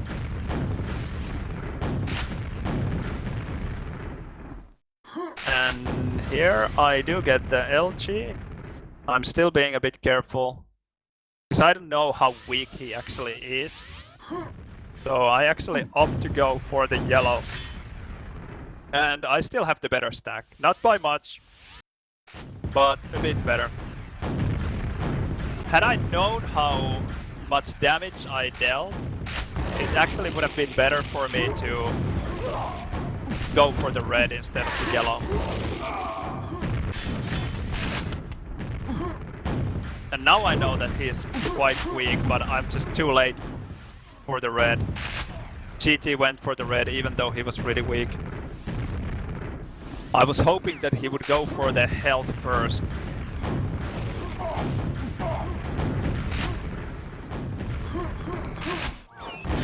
Now I'm out of position again. That is a fight I never would have should have won. Surviving with 8 health and even attacking through the teleport, that was very reckless. But maybe took him by surprise there a bit. And they're baiting a bit of damage by not going for the Mega, but just shooting a rocket there. And again, trying to go for damage, and well, that wasn't maybe such a great rocket. He lost only 38 of his Mega, but still he doesn't 38 of his red, but still he doesn't have so much health. He will get some here and probably here as well, but he anyway has to go for the health. And takes quite a bit of damage in the meanwhile.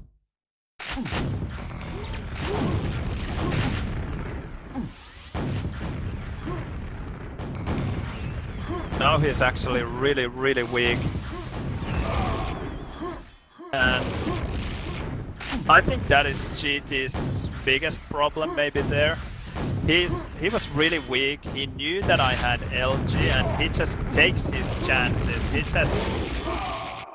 He's going into situations that are totally out of his control. He's just like hoping that the opponent won't hit his LG or rockets, instead of making sure that he stacks up He's, I don't know, just being aggressive even though it's out of his control.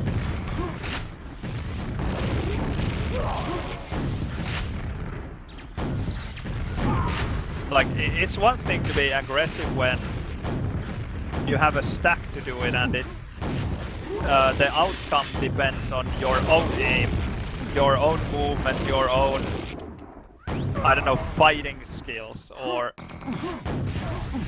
your own tactics or strategy. That is a risk I can understand.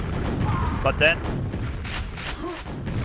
when the score is really close and you just end up attacking when you don't have to, and you just expose yourself to damage that you can't avoid if the enemy knows how to shoot. That is so unnecessary. And I mean by damage, I mean damage that will actually kill you. Damage is fine as long as you don't die. But there, GG had, I think, 10 health. It just goes for the fight anyway. Where he actually could have backed off.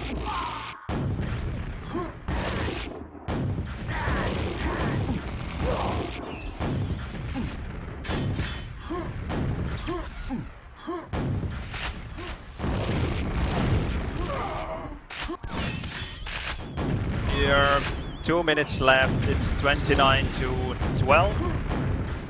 So that's pretty much game over for GT.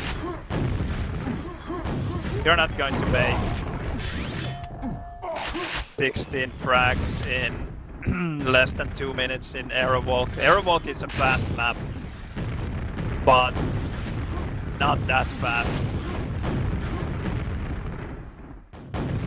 Even by slow spawning, you will get maximum 12 frags a minute. If you manage to get all the frags with single rockets at the exact moment when your opponent spawns. So that is never going to happen. You're not going to even get 10 frags a minute. Even if your opponent slow spawns. So 16 frags in 2 minutes. Never gonna happen.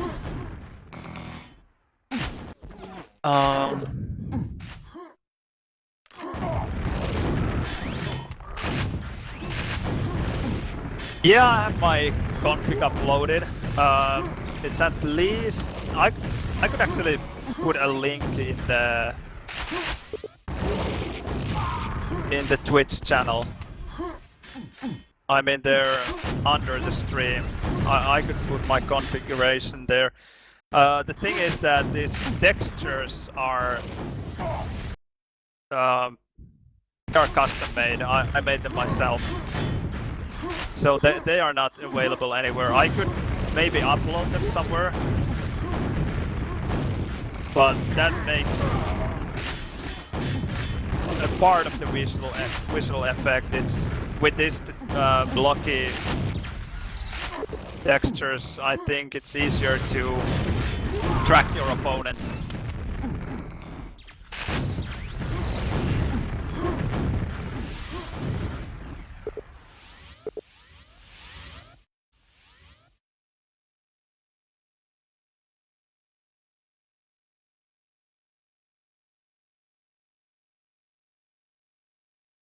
I will finalize analyzing this. Final score 28-17.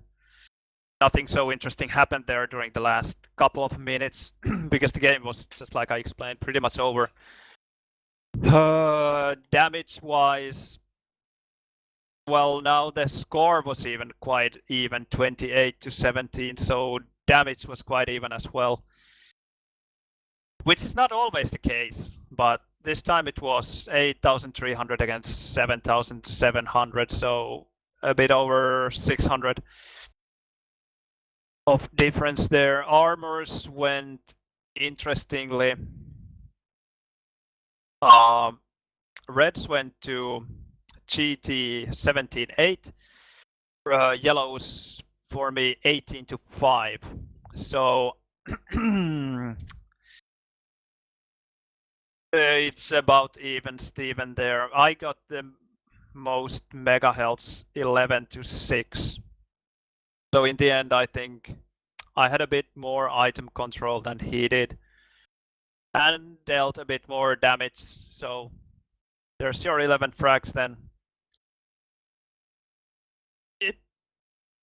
It looks tighter than it actually in a way was. The start was really tight, could have gone either way. Then the middle part was quite, and I don't want to say that it was easy for me, but I controlled things after the start, and then it again was too late for GT to come back. And I think it's partly because he just takes those fights that he shouldn't. He just gives away frags that are not necessary at all. Okay, well that was the semi-final. Just like against Carapace, this was 3-0. Except for the DM6, this was pretty comfortable for me. Very unexpected though, because before this game, GT had destroyed Locust 3-0. Well, maybe not destroyed, but 3-0 against Locust is very convincing. They didn't play DM4 though, which I think GT would never win, or at least should never win against Locust. But then again, I would never think that GT would beat Locust in Airwalk, and yet he did.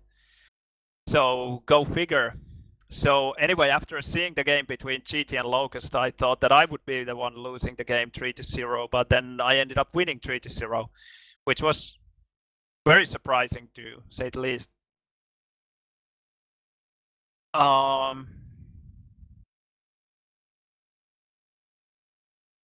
Nick is asking here about the Luma textures for the rockets. I think there are two texture files. You have to have them both. It's the missile _0, and then there was the other one. Try to, I don't know, go to Discord and ask there.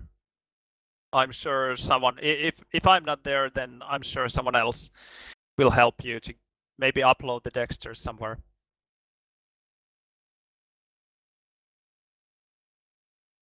And yes, the textures are at that resolution. The funny thing is that if I go to, for example, SETI and DM3,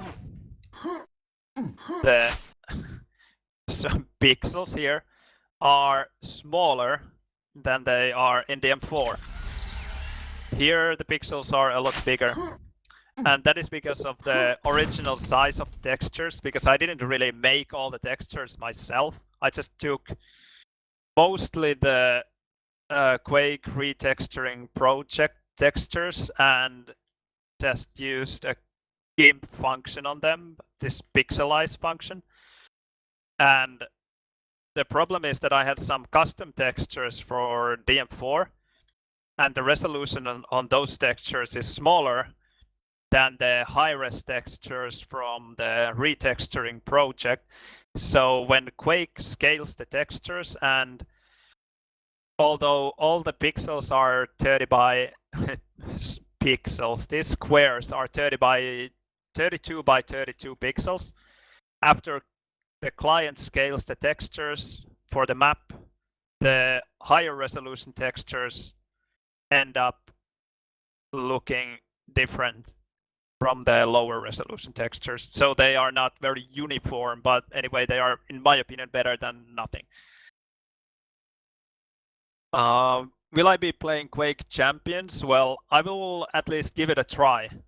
I don't know if I will try to be any good at it or if I will play a lot of it, but I will give it a try, a serious try maybe.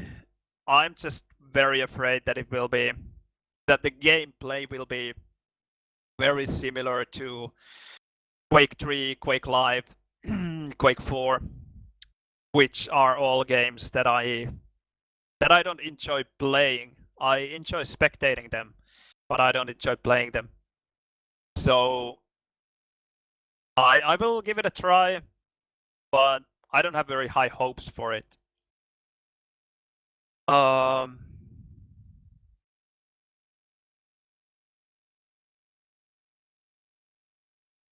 Dog sacrifice, do you mean in that Arab walk? I think in the Arab walk, he would have had a chance for sure.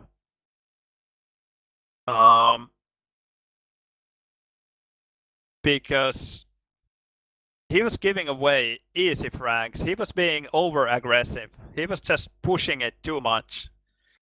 By, I don't know, slowing things down 20%, I think he could have done a lot better. Now his game was too straightforward, I think. He was relying on winning the aim duels. Even, well, I don't know, even when I was, I don't know, backing off from the fights or had the higher stack, he was just rushing things and gave away very easy frags and gave away the victory, I think.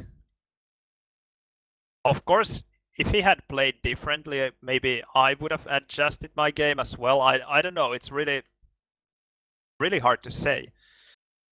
Like, what would have happened if he had won a fight somewhere? It's so impossible to tell what actually it would have meant for the game.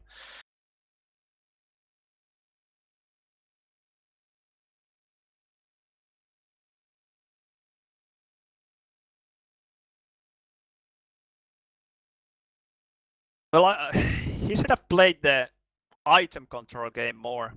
He was playing the fighting game. He was just going for the fights all the time instead of concentrating on making sure that I can't stack up. He wasn't. It seemed at least that he wasn't very worried about me getting armors or mega healths or weapons or anything. He just wanted to have a bit of stack himself and take the fight. And unless your fighting skills are very amazing, you're not going to win games against me by doing that. You really have to play the resource game because that is the way you play. I would say Quakeworld 1-on-1 if we had a better map pool, but at least that's the way you play ZT and DM3 and Aerowalk. And DM6 as well. DM2,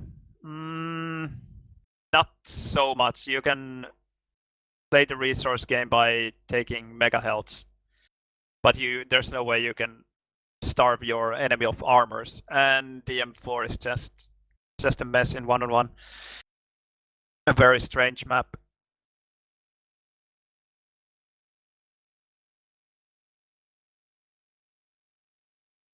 No, not a big fan of Bravado. I haven't played it much in 1-on-1, if at all. Actually, I'm not sure.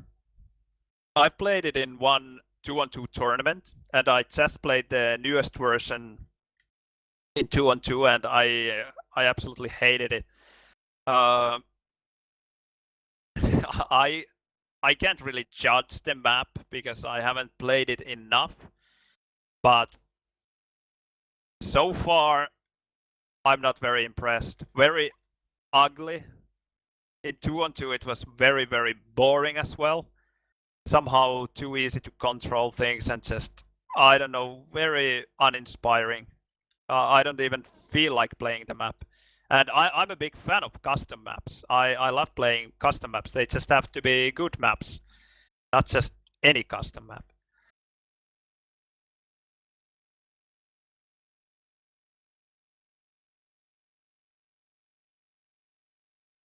Yeah, Anarchy. Well, at least he has better movement than the Quake 3 Ranger, or Quake Live Ranger. Just the thing is that I've heard that it's very close to CPMA movement, and well, it's better than nothing, but I really don't have high hopes for the game. I'm just worried that the team deathmatch will be similar to Quake Live, and I hate Quake Live team deathmatch. That is just so. Just like Kovac wrote in his letter to the Quake Champions developers, that having so balanced weapons makes it unnecessary for the teams to control areas. Unnecessary and difficult because you can't really starve your opponent of resources, and the maps don't have many areas that you really have to control. Power-ups are important there as well, but because weapons are not, it just feels like you can concentrating on your own game, your own survival, and just making sure that you don't die, you have the weapons, and hoping that you have the higher stack and that you will win the individual fights. I hope I'm wrong. I hope they will make it good, but we'll see. No high hopes.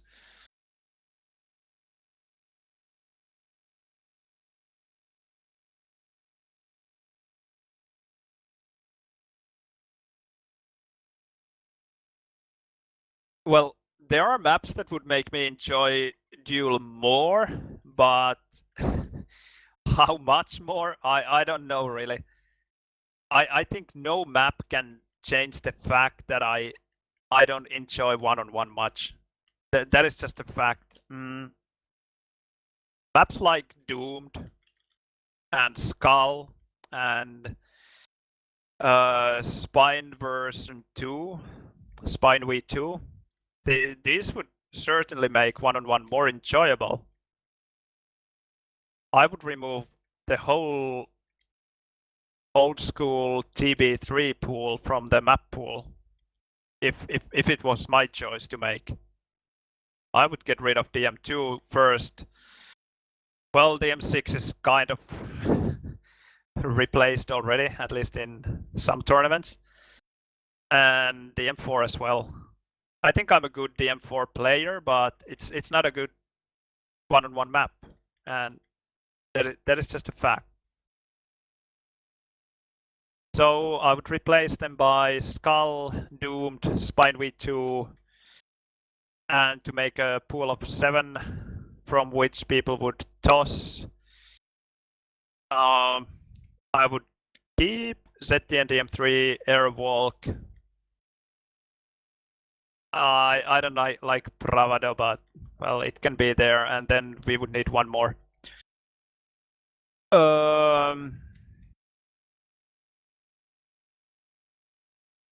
I don't know what would be the 7th map right now. I don't know. Rusty Factory. I haven't played this much, but anyway, I think anything is better than the TB3 maps anyway, so you could try something like this.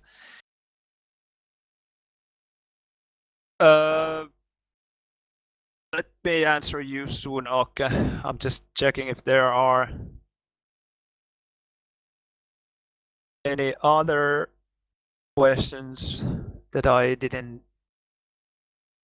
answer yet. Maybe not. So 4 and 4 maps. CMT1B, that is a wonderful map. I love this.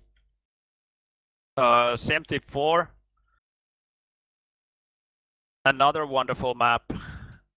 I'm not a huge fan of CMT3, but it's not a bad map. I enjoy playing it. I mean, the thing why I don't like this so much is that it has only one rocket, and the rocket is in a very difficult spot. It's a bit like DM3 rocket. It's very difficult to get out alive. So if your opponent knows how to play this and has LG red and quad under control, it's really easy to run things here. Because there's no danger of being discharged here at rocket.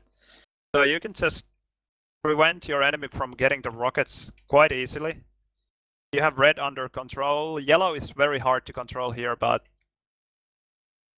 not a huge problem. You have Mega here, quad here, red there. So if you have LG guy running quads, you need to get you will get the rocket very easily with the quad, and the other rocket that spawns when the quad is not up, then you will only have to worry about that. Make sure that you get that one, and it's just a bit too easy to control it and even run this map on your own.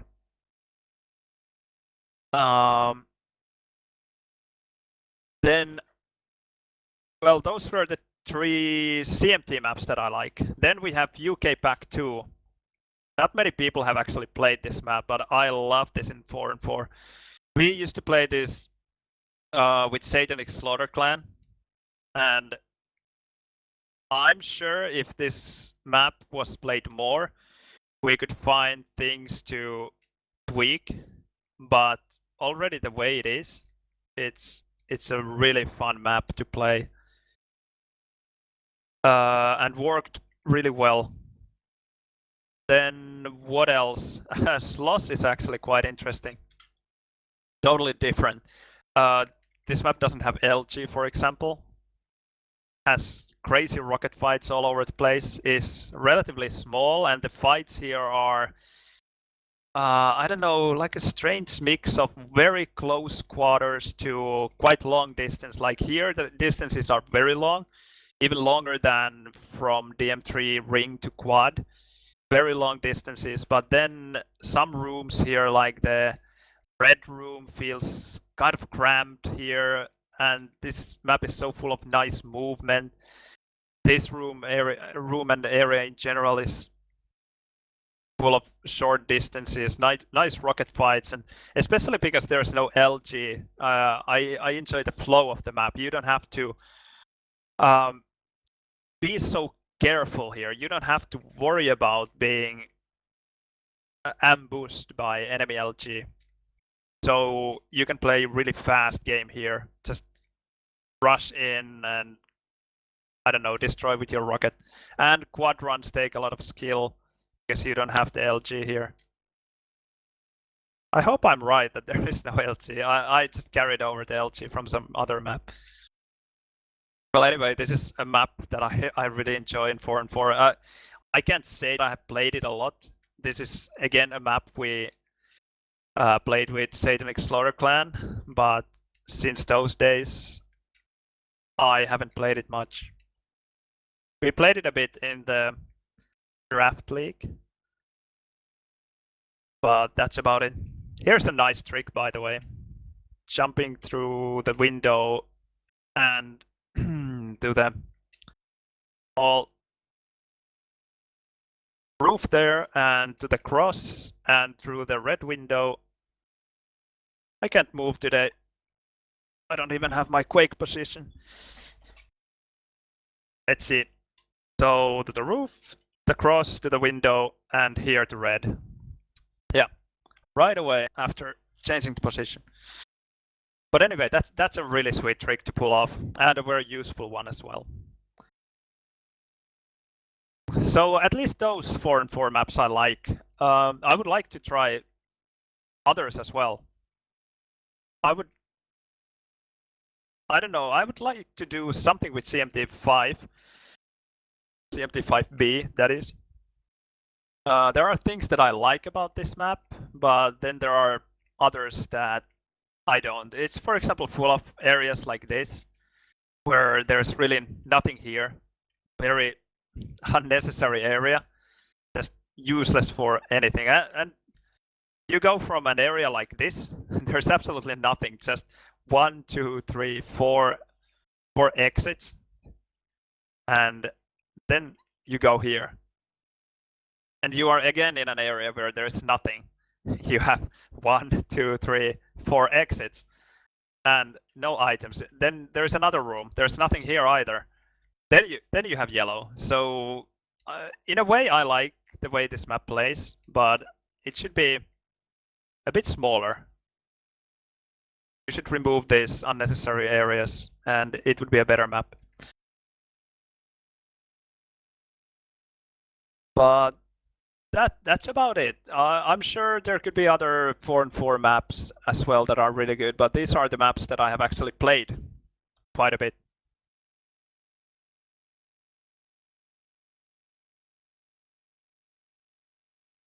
Any advice for a pair of CPMA dual players?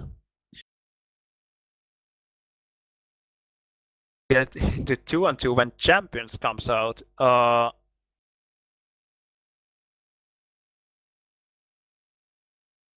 I don't really know what to say because just like you said, it's Quake Champions.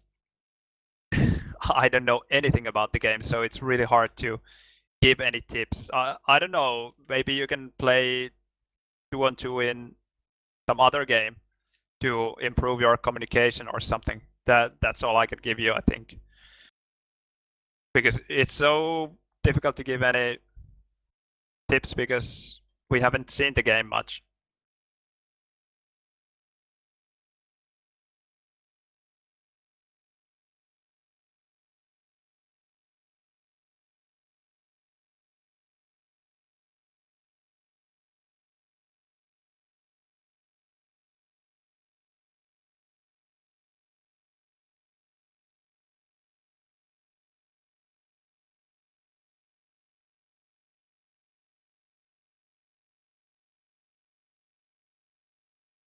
All right, well, I think that's it for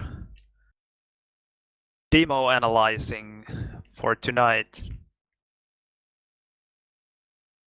Maybe I can check if there's a game available, or I will go out and run for a while.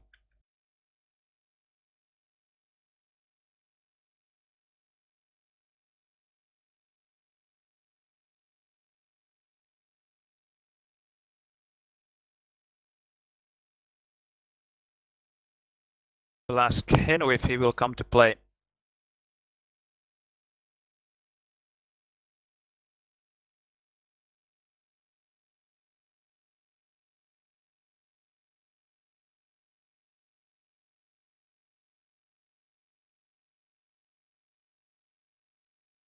Yes, I made the profile picture. I'm happy you like it. Yeah, I took the picture today and edited a bit. I think it's quite good as well. Turned out maybe better than I hoped. I have a nice camera, but I'm not very good when it comes to post-processing or creating graphics for that matter. I wish I had the skills, but I just don't.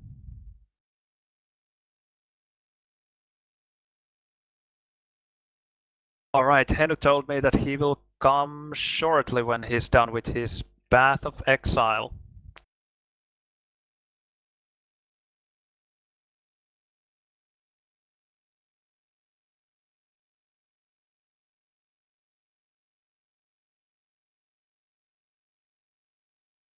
I still want to make a picture for the stream that is visible when I'm actually not streaming, and some nice graphics for the headings or titles for the,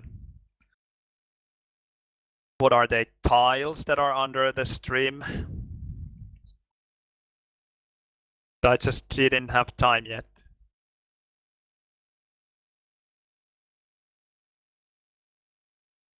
Maybe tomorrow or later today.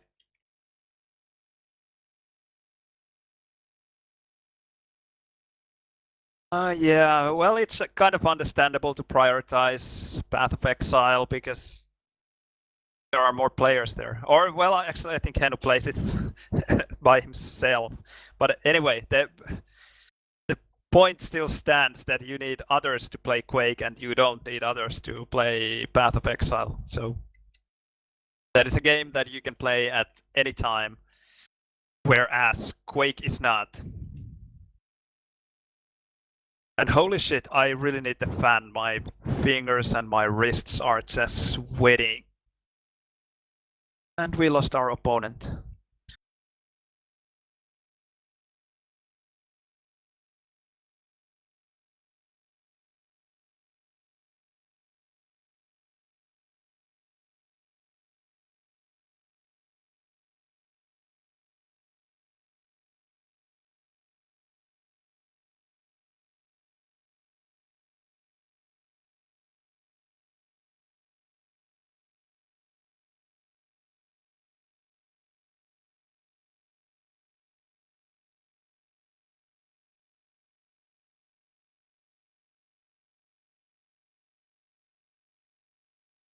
And by the way, if you have any ideas or wishes for the stream, any demos you would like me to analyze, or any maps you would like me to play, anything, just go ahead and ask. I can most probably do it.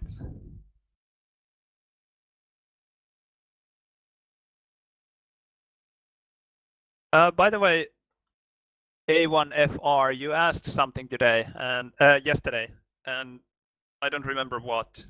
You asked it just before I ended the stream, and I tried to answer you in the chat, but you had already gone. What was it?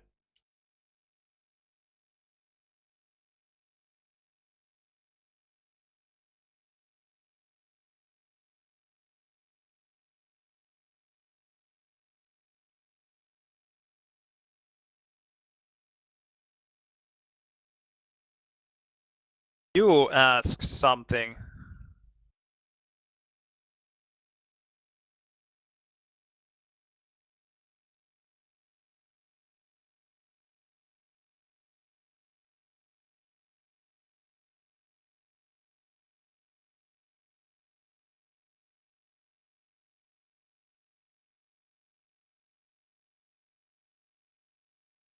Ah, yeah. I think that is covered. Quake Champions. Many people seem to be very hyped about it. There's a Discord server with players from many FPS games, top players, I guess. And it seems like many players, I don't know, believe the hype or are on board the hype train, or at least hope that the game will be good. And we lost even the last opponent. Oh dear. Means that we will play Airwalk Instagib.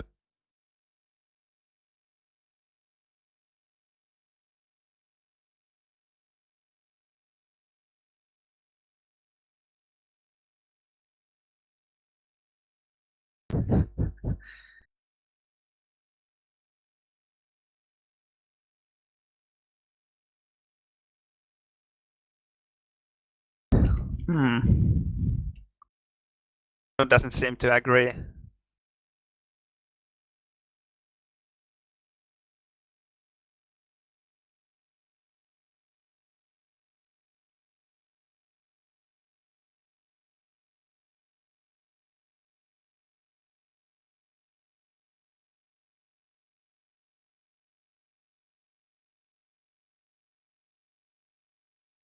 Alright, no Instagib then. Better pre-war.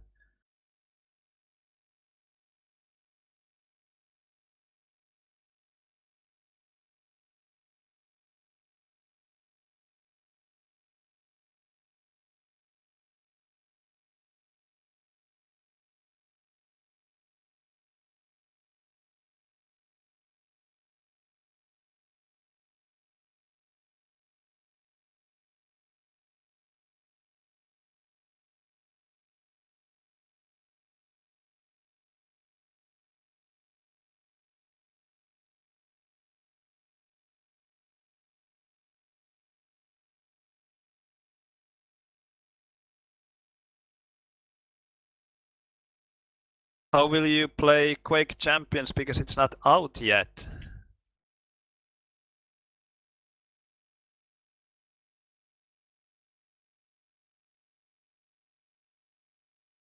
You don't need a new PC.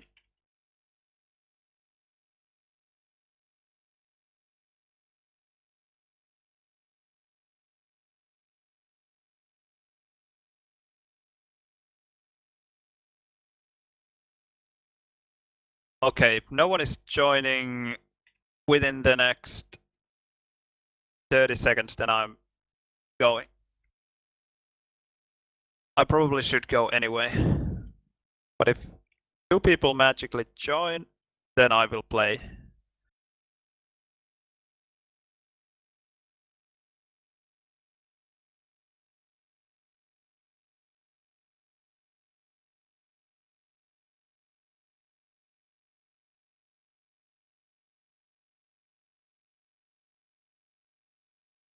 And that's it. 30 seconds.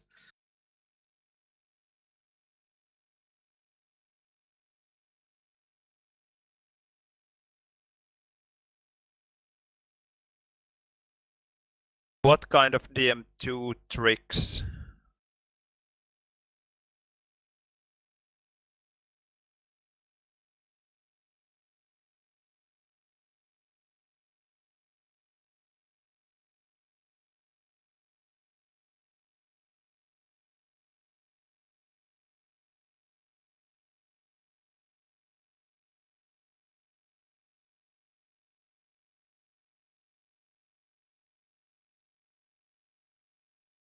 What kind of tricks do you want to see?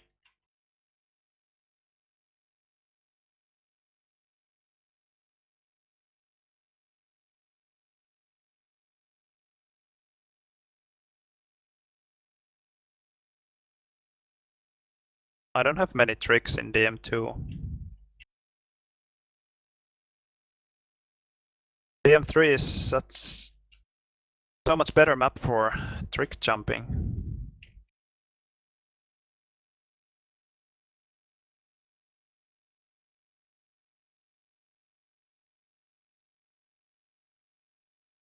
Round quad, alright.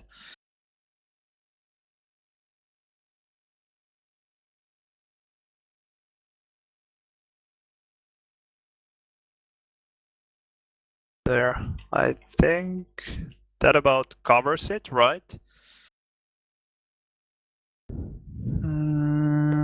Big to mega, I think I did that already. That's there.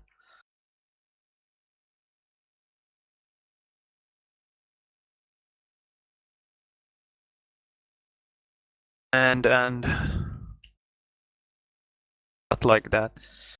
Not the easiest jump, not very difficult though, but well, doesn't work every time. That here is quite handy as well. And what else? I think that about covers it. Well, there's the tele stuff you can do, but that's quite annoying and not very useful in game, this one. I think I'm not going to grind it now. It takes so much time.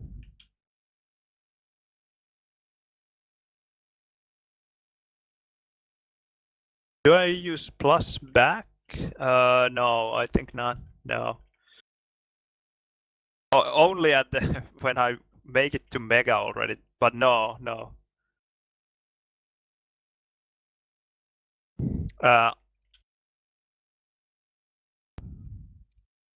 Or yeah, maybe actually here. Yeah, okay. Yeah, I do. Here I use plus back, stopping the forward motion. Yeah, you're right. Just a short, gentle tap of plus back, and off you go. It's a very handy trick to know.